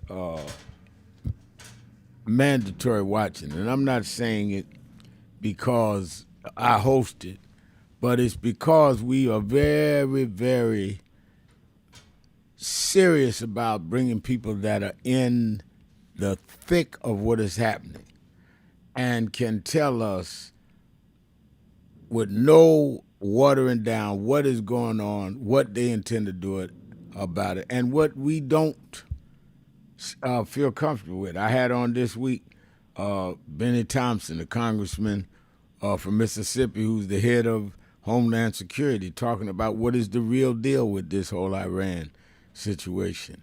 I had on the young lady that just won the seat in New Jersey to be the member of Congress, took the congressional seat of now Governor Spanberger.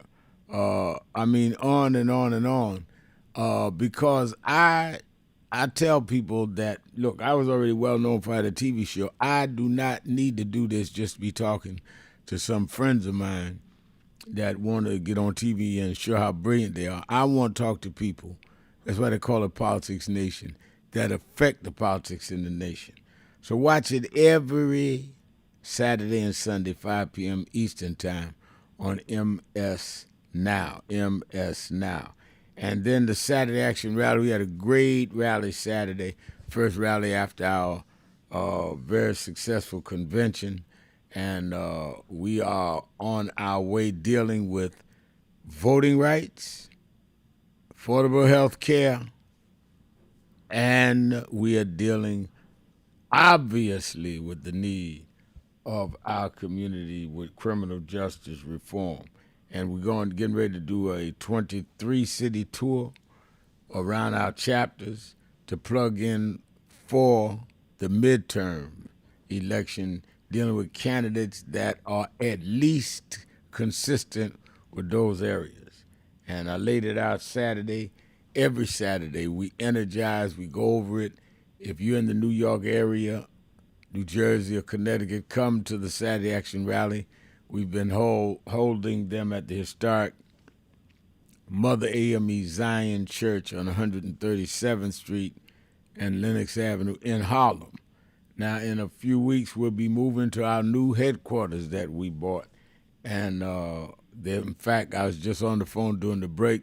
They're there doing the power washing now of the outside and getting it ready for us to move in, ordering some of the furnishings and chairs and all that we need. So when we move in, we can stay in. That's our headquarters. We're buying it, and we're getting people support. I told people around the country, I'm asking 100,000 people to help us pay it off. I got a lender.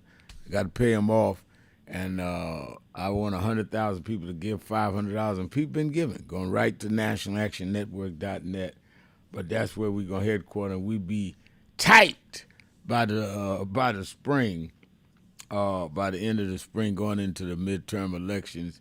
Well, we 5 levels. The whole building is NAN, and we're gonna be activating and coordinating our chapters around the country. All right, let's go back to the phones, Antoine. Let's go to Leon in Dallas, Texas. Leon. Good afternoon, gentlemen. Good afternoon, gentlemen. Good afternoon.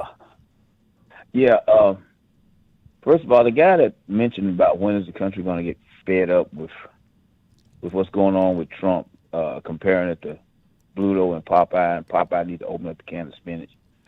Well, the one can of spinach we can open up is voting in the numbers that we need to. According to Pew Research, only 46% of the eligible voters voted in the last presidential election, and that needs to double. Right. When we were coming up, Reverend Al, I'm about your age, there used to be a saying in the black community, well, he got better sense than to do something like that. Well, now they call it having a mental health crisis. And it's obvious that these younger people, and when I say younger, since I'm, retirement age, and you look on the news, that's who predominantly you see people younger than us doing these mental health breakdown things.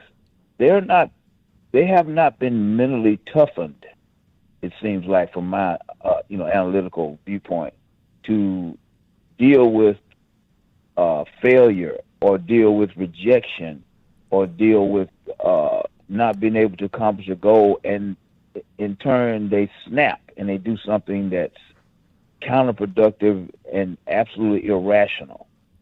And when you mention something about the churches need to step up to respond, because the churches are churches, black churches in every black community. In some communities, there's one on every other corner.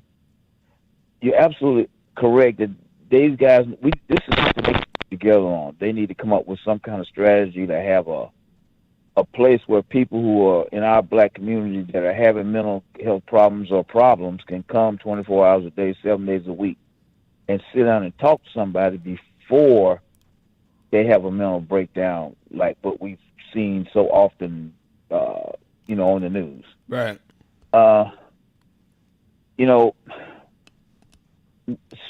Trump appointed Ms. Swartz to run the CDC, African American woman. And when I saw this, I immediately, my antenna went up. I'm saying, well, I'm glad for her, but she can't be used as a poster child for Kennedy's policies. She has to be able to implement the things that she needs to be implementing, that she feels that she needs to implement to make the CDC work right. For example, why did the CDC stop doing rabies testing? We got to make sure that we're not being manipulated and used when we take these positions, because that's what they've been doing that to us for hundreds of years. And finally, I saw a disturbing article that New York Times has out about saying that the bombing that the United States has been doing in Iran has only knocked out maybe 50% of their weapons, and some estimates 30% of their weapons. And so what Trump did, Iran didn't have a weapon of mass destruction until Trump bombed them, and now they're using the Strait as a weapon of mass destruction. And it's not going to necessarily impact America, even though it has, because we can still go get gas as long as you pay whatever it costs. But this impact that it's going to have on the rest of the world is something that, as Bernie Sanders coined the phrase, unintended consequence. So they're telling us all these things about how effective the military is, but if you look up this New York Times article, then they do a good job of being authentic and check their facts.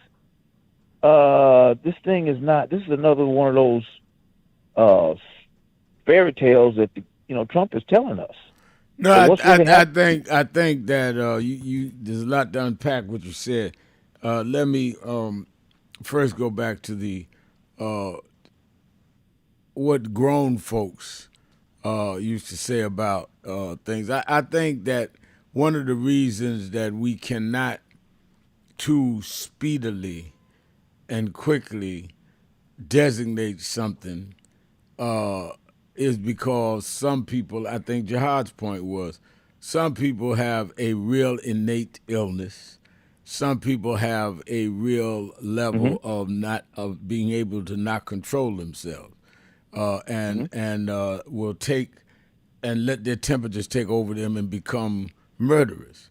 I think that is why we definitely, and you and I agreed on this, we definitely need to be having our churches, our community centers activated around this, and be hands-on rather than run from it.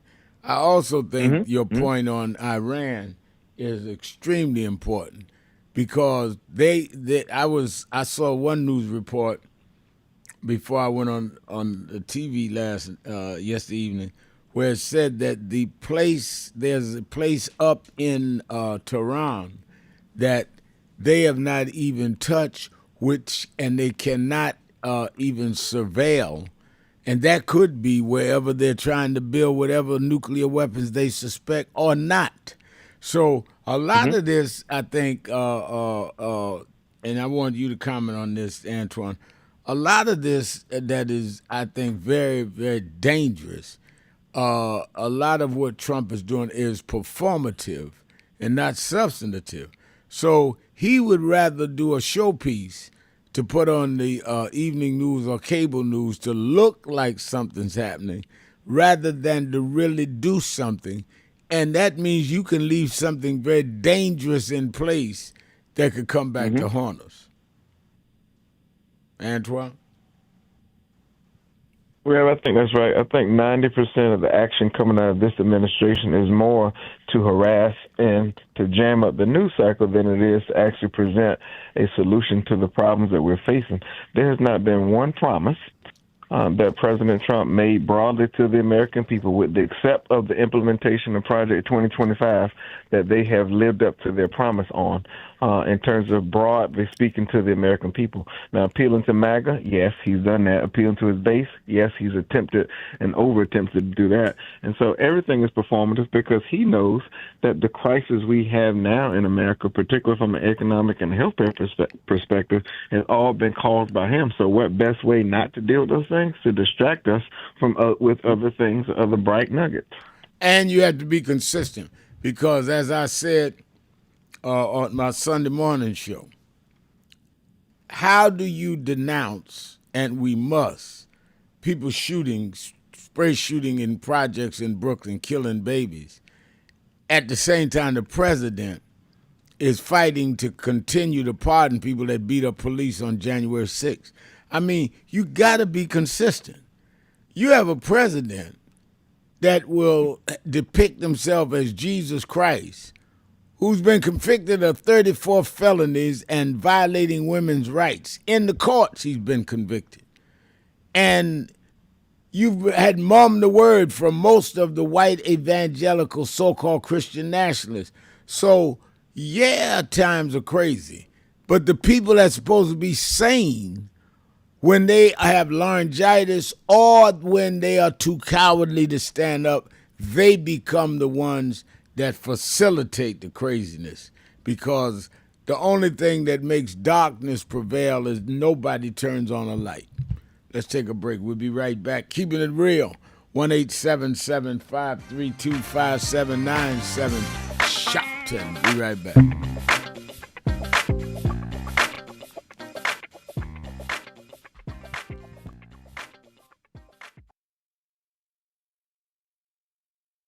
Do you know what time it is? It's Al Sharpton time. It's time to put aside all pretenses, deception, denial, or fronting. The time has come to Keep It Real on Keeping It Real with Reverend Al Sharpton. You need to keep it real with Reverend Al Sharpton right here on Uber TV. Reverend Al Sharpton, and we're back. 1-877-532-5797. 1-877-532-5797. Let's go back to the phone. Attorney Jennifer Jones Austin is. Every day, Monday through Friday, I do 3 hours a day on Keeping It Real with Reverend Al Sharpton. I do 1 hour on Sunday mornings with Reverend Al Sharpton. And I'm live on radio and TV with the Saturday Action Rally. 7 days a week, I talk to our people, hear from them, to call in. I'm sick and tired of people talking for people that they don't talk to. So go on www.nationalactionnetwork.net. Listen to my show, call in, express your opinion. You don't have to agree with me. But let's start talking to each other rather than about each other and lecturing at each other. Let's keep it real with Sharpton. Happy 20th anniversary to Reverend Al Sharpton on 20 years of Keeping It Real. 2 decades of truth-telling, fearless advocacy, and keeping the people informed and empowered. Thank you for always speaking power to justice and standing firm for what's right. Here's to 20 years of impact and many more to come.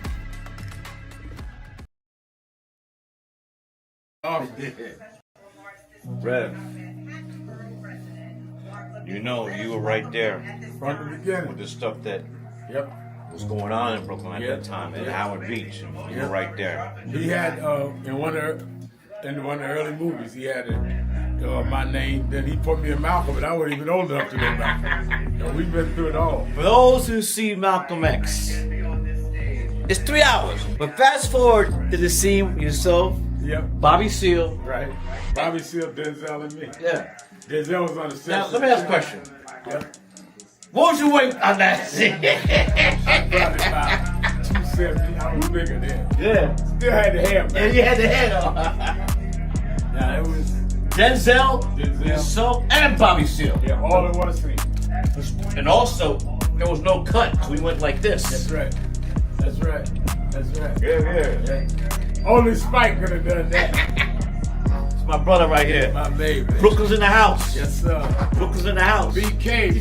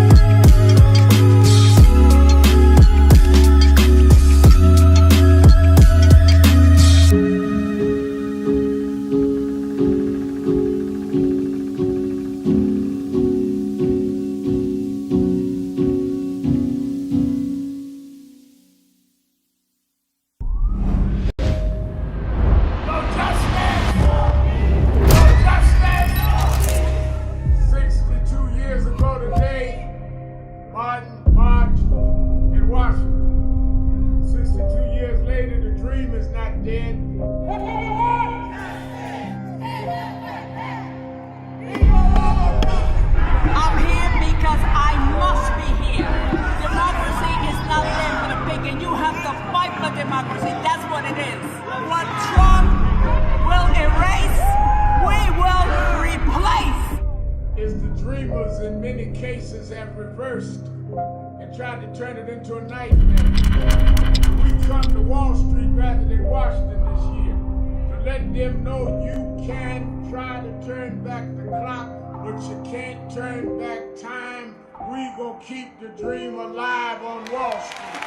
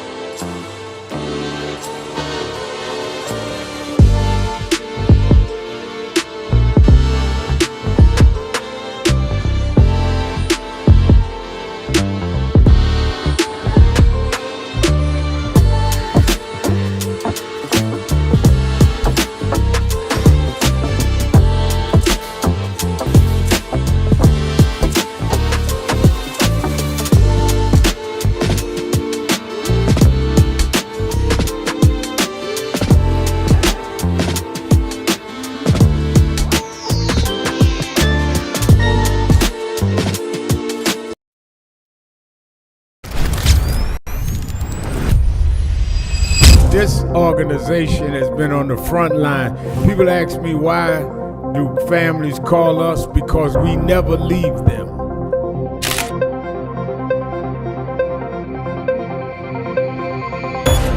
No justice! No justice! What do we want? What do we want? What do we want? When do we want it? When do we want it? When do we want it?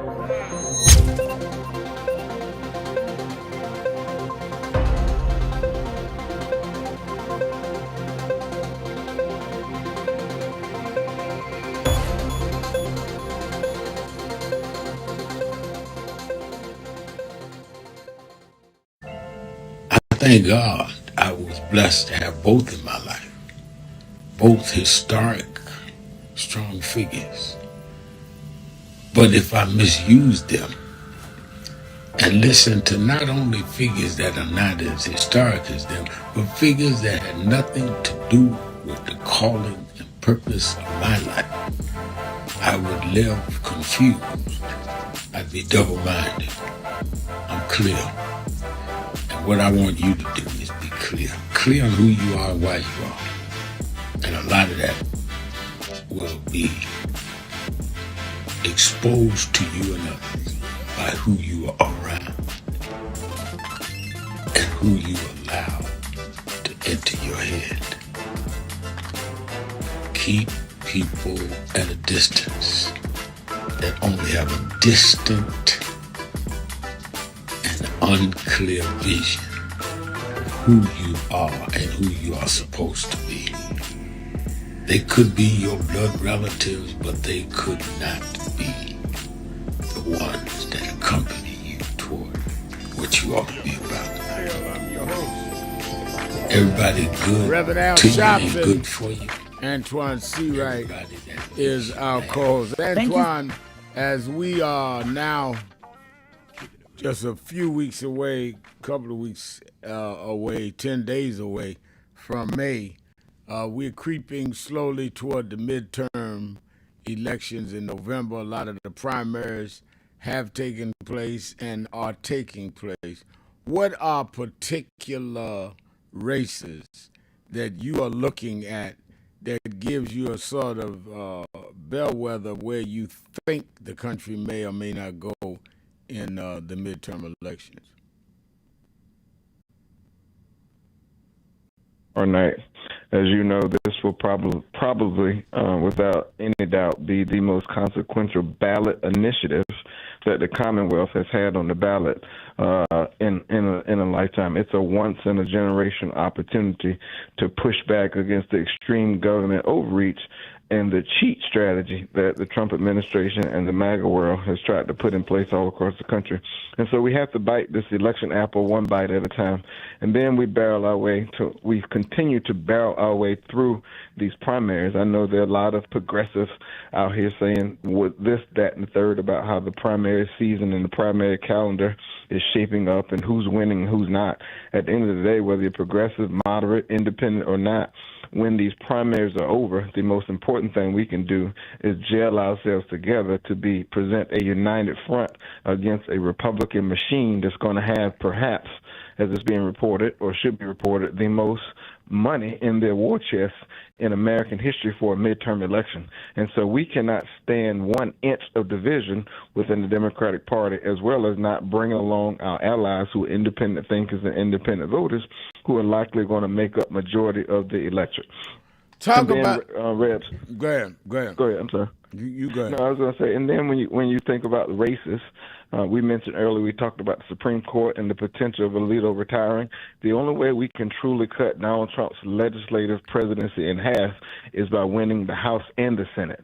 And so we have to put our eyes on the prize, and that's winning the House and the Senate in November for the sake of trying to stop his extreme agenda and actually trying to pass things that the American people want so that we can get our country back on track. So the Senate, when you look at Ossoff in Georgia, it's a must-win. He must come back as U.S. Senator, and we must win Roy Cooper's race in North Carolina. And then we have to have some holes in Michigan, Wisconsin, for us to have a chance at the map. And then we've got to pick up one somewhere.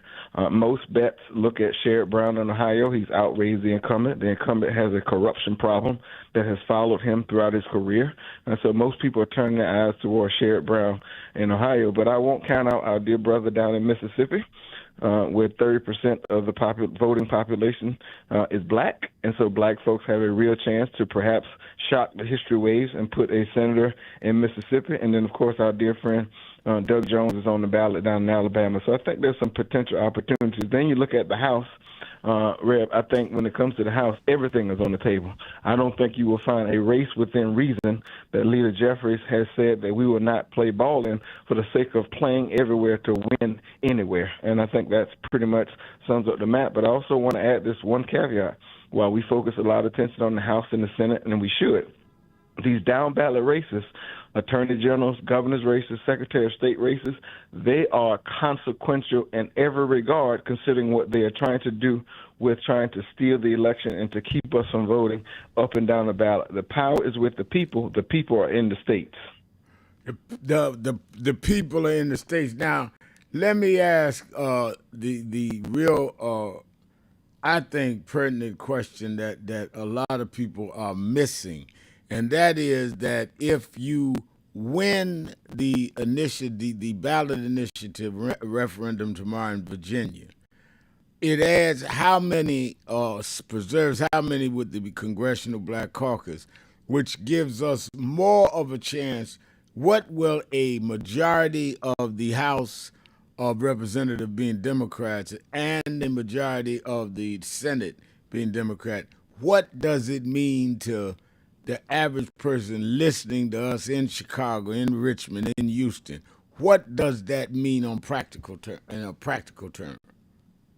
That means if you paid $8,000 a year for your health care, and you're now paying $28,000 to $32,000 a year, that means we can pass legislation in the House and the Senate and force the president to sign into law the Affordable Care Act subsidy extension that will keep your health care premiums low.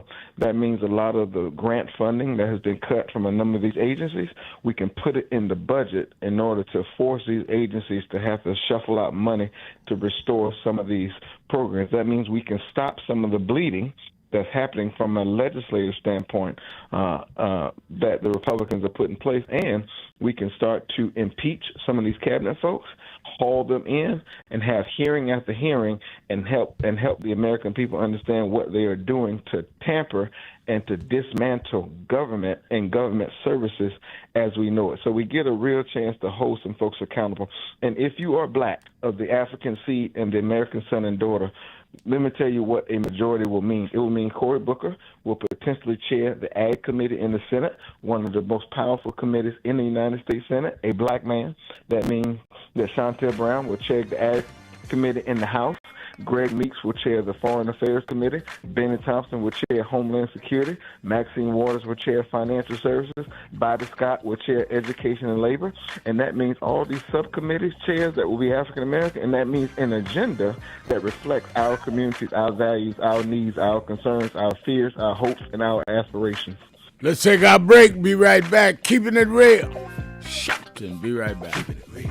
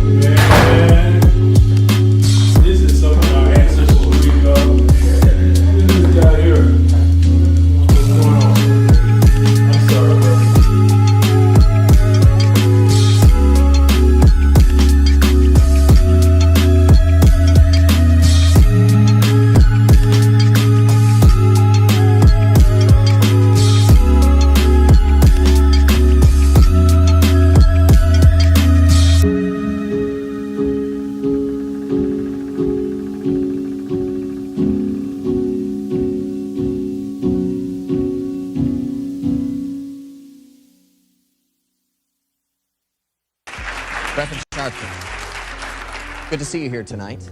By our count at WMUR, you've only been here once in 2003. You counted wrong. Okay. You must be using the Florida Republicans count. Nevertheless, as far as your visits are concerned, you have been here far less often than your colleagues here who have gone through the paces, met with the voters, done the grassroots style of campaigning that the voters of New Hampshire are expecting and looking for. Why shouldn't those very same voters not think of you as disrespecting them by not coming here and doing the same thing? Well, I think, first of all, I've been here several times last year and this year. I intend to be here. In fact, I was to preach here Sunday, and the snow stopped me. I intend to be here between now and the primary. And I think that's any more than any of us. There are many places that some of my colleagues have not been to often at all. I think that people go and campaign based on their resources and their availability. So I think that that is not something that they should read into any of us about any particular primary. I also want to address your first question. As a minister, I think that you can have a personal motivation of religion, but you should not try to act like your religion is something that dictates where people ought to go. I pray every day. I can assure you in my talks with God, he is not a registered member of the right wing of the Republican Party. Today, many of those same challenges still remain that Reverend Al Sharpton stood on the 2004 Democratic primary debate stage and spoke about, a clear reminder that the work is far from over. For over 35 years, the commitment to justice has remained strong. The fight continues, the voice is steady, and the mission moves forward.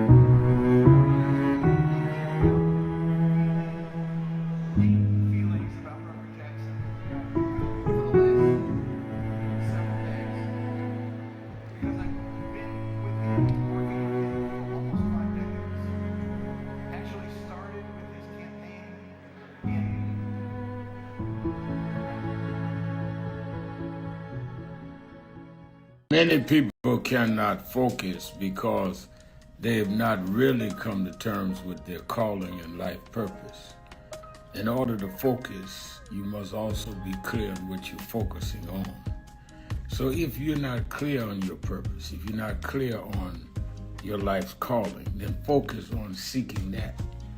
Because if you just read the ways and roads you traveled that you didn't even choose, that were sort of just laid out for you by God, in that it's telling you, speaking to you about what your purpose is and what you were born to do and be. I learned the things that I didn't plan had to be planned by God, and God's plan was directed toward God's purpose in my life. And I focus on that. Not focus on what others do, not focus on how well they're doing or bad they're doing, but focus on whether I'm in line and aligned with what I'm supposed to be about. And in order to move straight ahead, you have to be focused on the path you're running on.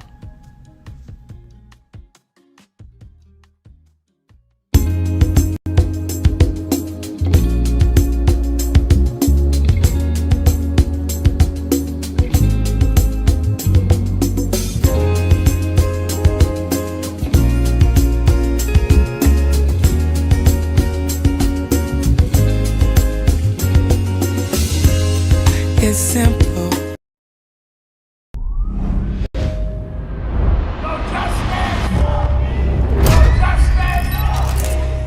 62 years ago today, Martin marched in Washington. 62 years later, the dream is not dead.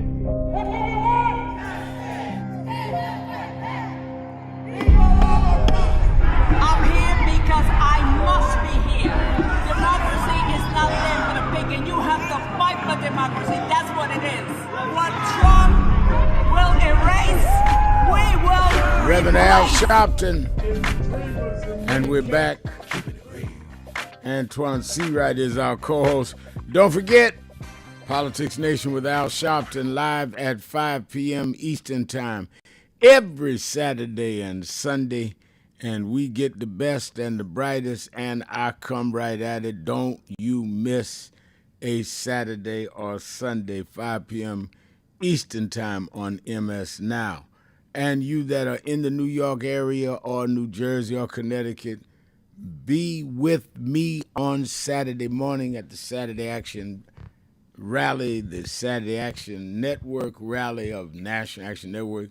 We have live right there at the historic Mother AME Zion Church in Harlem, 137th Street, Lenox Avenue. And we'll be there another few weeks until they are actually sending me pictures as they're, as I said, power water in the building. We bought the Faison Firehouse, this historic choreographer, George Faison, did all the choreography for when the Wiz first went on Broadway in the 70s. He was a dancer with the Alvin Ailey dancers and danced all over the world and made money, came back, and 26 years ago bought a firehouse from the city of New York and changed it into a cultural center with the theater inside. They would have plays, jazz activities, all kinds of wonderful 4 floors of just different activities. And as he got older and his partner passed, he wanted to sell the place. He called my daughter saying, can y'all find somebody to buy it? I was getting ready to close on another situation for Nan. This is about 2 months ago. And my daughter told me, Dominique, said, why don't you call George, at least call him back. He's always been supportive. I called him, and he told me he was trying to find a buyer. Could I help him find a buyer? I said, what are you looking for? He said, somewhere between $6 and $8 million. But I'll take $1 million down and work with them. I said, Let me think about it. I called Reverend Bird, who's been on this show, who's been our COO at National Action Network. And I said, go over and look at the firehouse, see what kind of shape it's in. And he went after the Saturday rally. And he came back and said, it's pretty good shape. It was a firehouse, though. Structure sturdy. You may have to do some internal stuff. I said, okay. He said, so you can tell whoever you're thinking about buying it that it's pretty sturdy. I said, I'm thinking about us buying it. He said, huh? I said, we haven't signed the other deal. It's right here off 125th Street, so 124th and Morningside. It keeps it in our community because George could have sold it to a developer and it would have been another spot of gentrification. We can re-gentrify gentrification. And we went in, and then 2 weeks later, we closed the deal. I was able to get a lender, give him all the money he wanted, and we're going in there. And I'm telling the whole story to tell you all of us that are in positions of organization, churches, sororities, personally, that can own and buy things in our community and keep it in the community ought to do that. One of the real problems, Antoine, in our community, particularly in the North, I don't know about South Carolina, but I would imagine it's there too in your big cities, is gentrification. People are moving out of where our history is, and I'm glad that we are being able to make this purchase. Well, I'm glad too, and we know that gentrification is probably, next to voting rights, one of the most consequential issues of our day because it prohibits, in some cases and places, for us from having the right to home ownership and pursuing the American dream. And so taking these issues on at the local level, that's why you always hear me scream about the importance of local elections on this program, because they're just as important as federal elections. That's how you deal with gentrification. You deal with gerrymandering at the federal level, but gentrification at the local level. And that's also why I wanted to tell that whole story on the air so people will know that when we're getting on them about it, I'm practicing what we preach. And it's a worthwhile endeavor. Let me go to the phones. Let's go to Jason in Atlanta, Georgia. Jason, you're keeping it real with Sharpton and C-Right. We literally just lost Jason. He just hung up. Oh, we don't have Jason. Let me ask you this. It says Juanita Jones is saying, Rev C-Right, you rock breaking it down. If the Dems win both houses and Senate, this should be an ad and a billboard. God let it happen.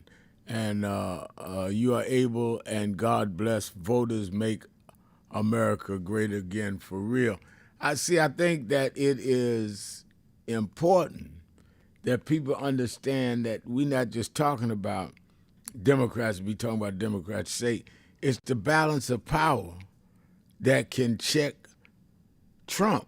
And one thing I expect, Antoine, they do it every election, is they're going to have people calling in radio stations and on the message boards and on social media saying, black folk, we shouldn't vote. We ain't getting nothing. Black folk. Now, some of these black folks that was doing that in 24, we've not heard from them till now. Now, all of a sudden, they're going to come with all kind of reasons we shouldn't vote. We need to be ready for the tricks. Now, some of them have been tricked in just an unwitting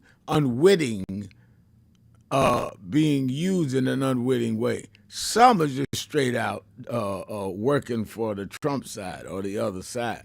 But some, they play on our emotions because there's enough to get us mad about, and we take the anger out at the situation that could resolve what we're angry about.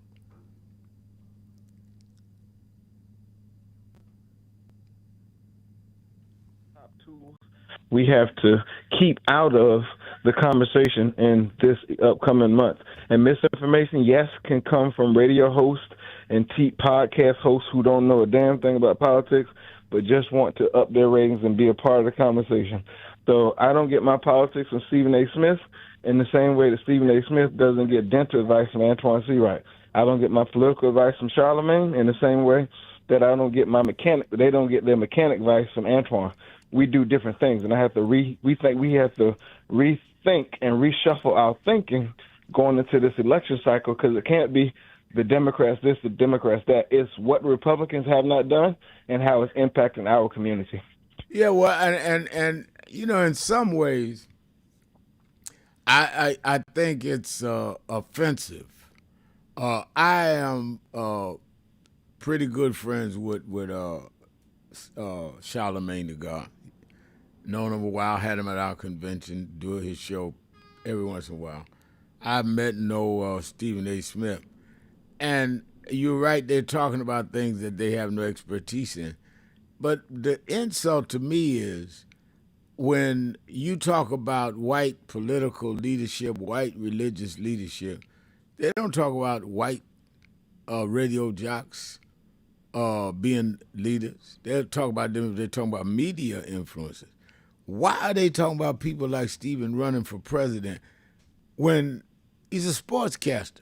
I mean, it's like any black that got 4 other blacks listening to him, they're going to give them the illusion that you are a black leader. No, you are a black sportscaster. You very good at telling us who did what on the field or who did what on the court.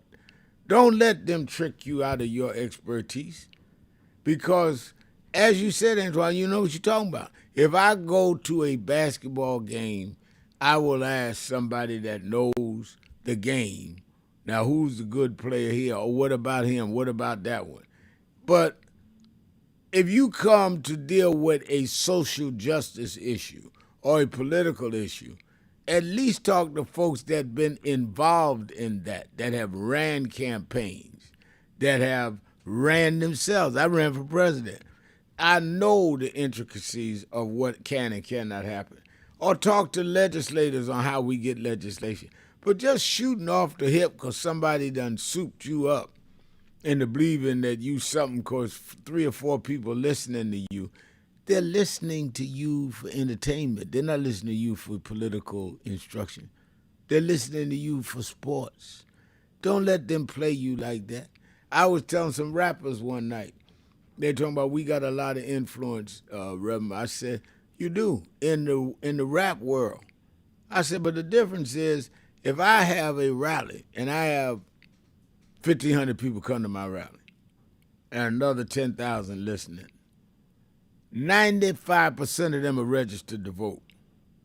You have a concert, you may have 50,000 people in there with you doing whatever they're doing and cussing and carrying on. You may have 500 in there to vote. So you may have bigger numbers and lower return. That's why candidates come to people like me and not you, because your following is like you, unregistered, uninvolved. You can't, it's very simple, Antoine. You want to know who is a leader, they have to have following. Martin Luther King says if you call a march and nobody comes, you just going for a walk. And these people are calling for things that they can't back up. Look what happened to Kanye. Kanye got out there, did everything that Trump wanted and some. Then he went all the way and started speaking against certain races and all that, and they have just ruined his whole career. And the boy has musical talent, but he got over in areas that he didn't know and became commercially suicidal. And it didn't have to be that way. All right, I hear the music. We're going to have to go. Let me thank Antoine Seawright. Let me thank all of you that called in, listened in, you that called in and couldn't get through, but hung in there anyhow. Remember, whatever you do, wherever you go, however you feel, tell somebody, tell anybody, tell everybody. The Reverend Al told you personally, keep it real. Keep it real. Keep it real.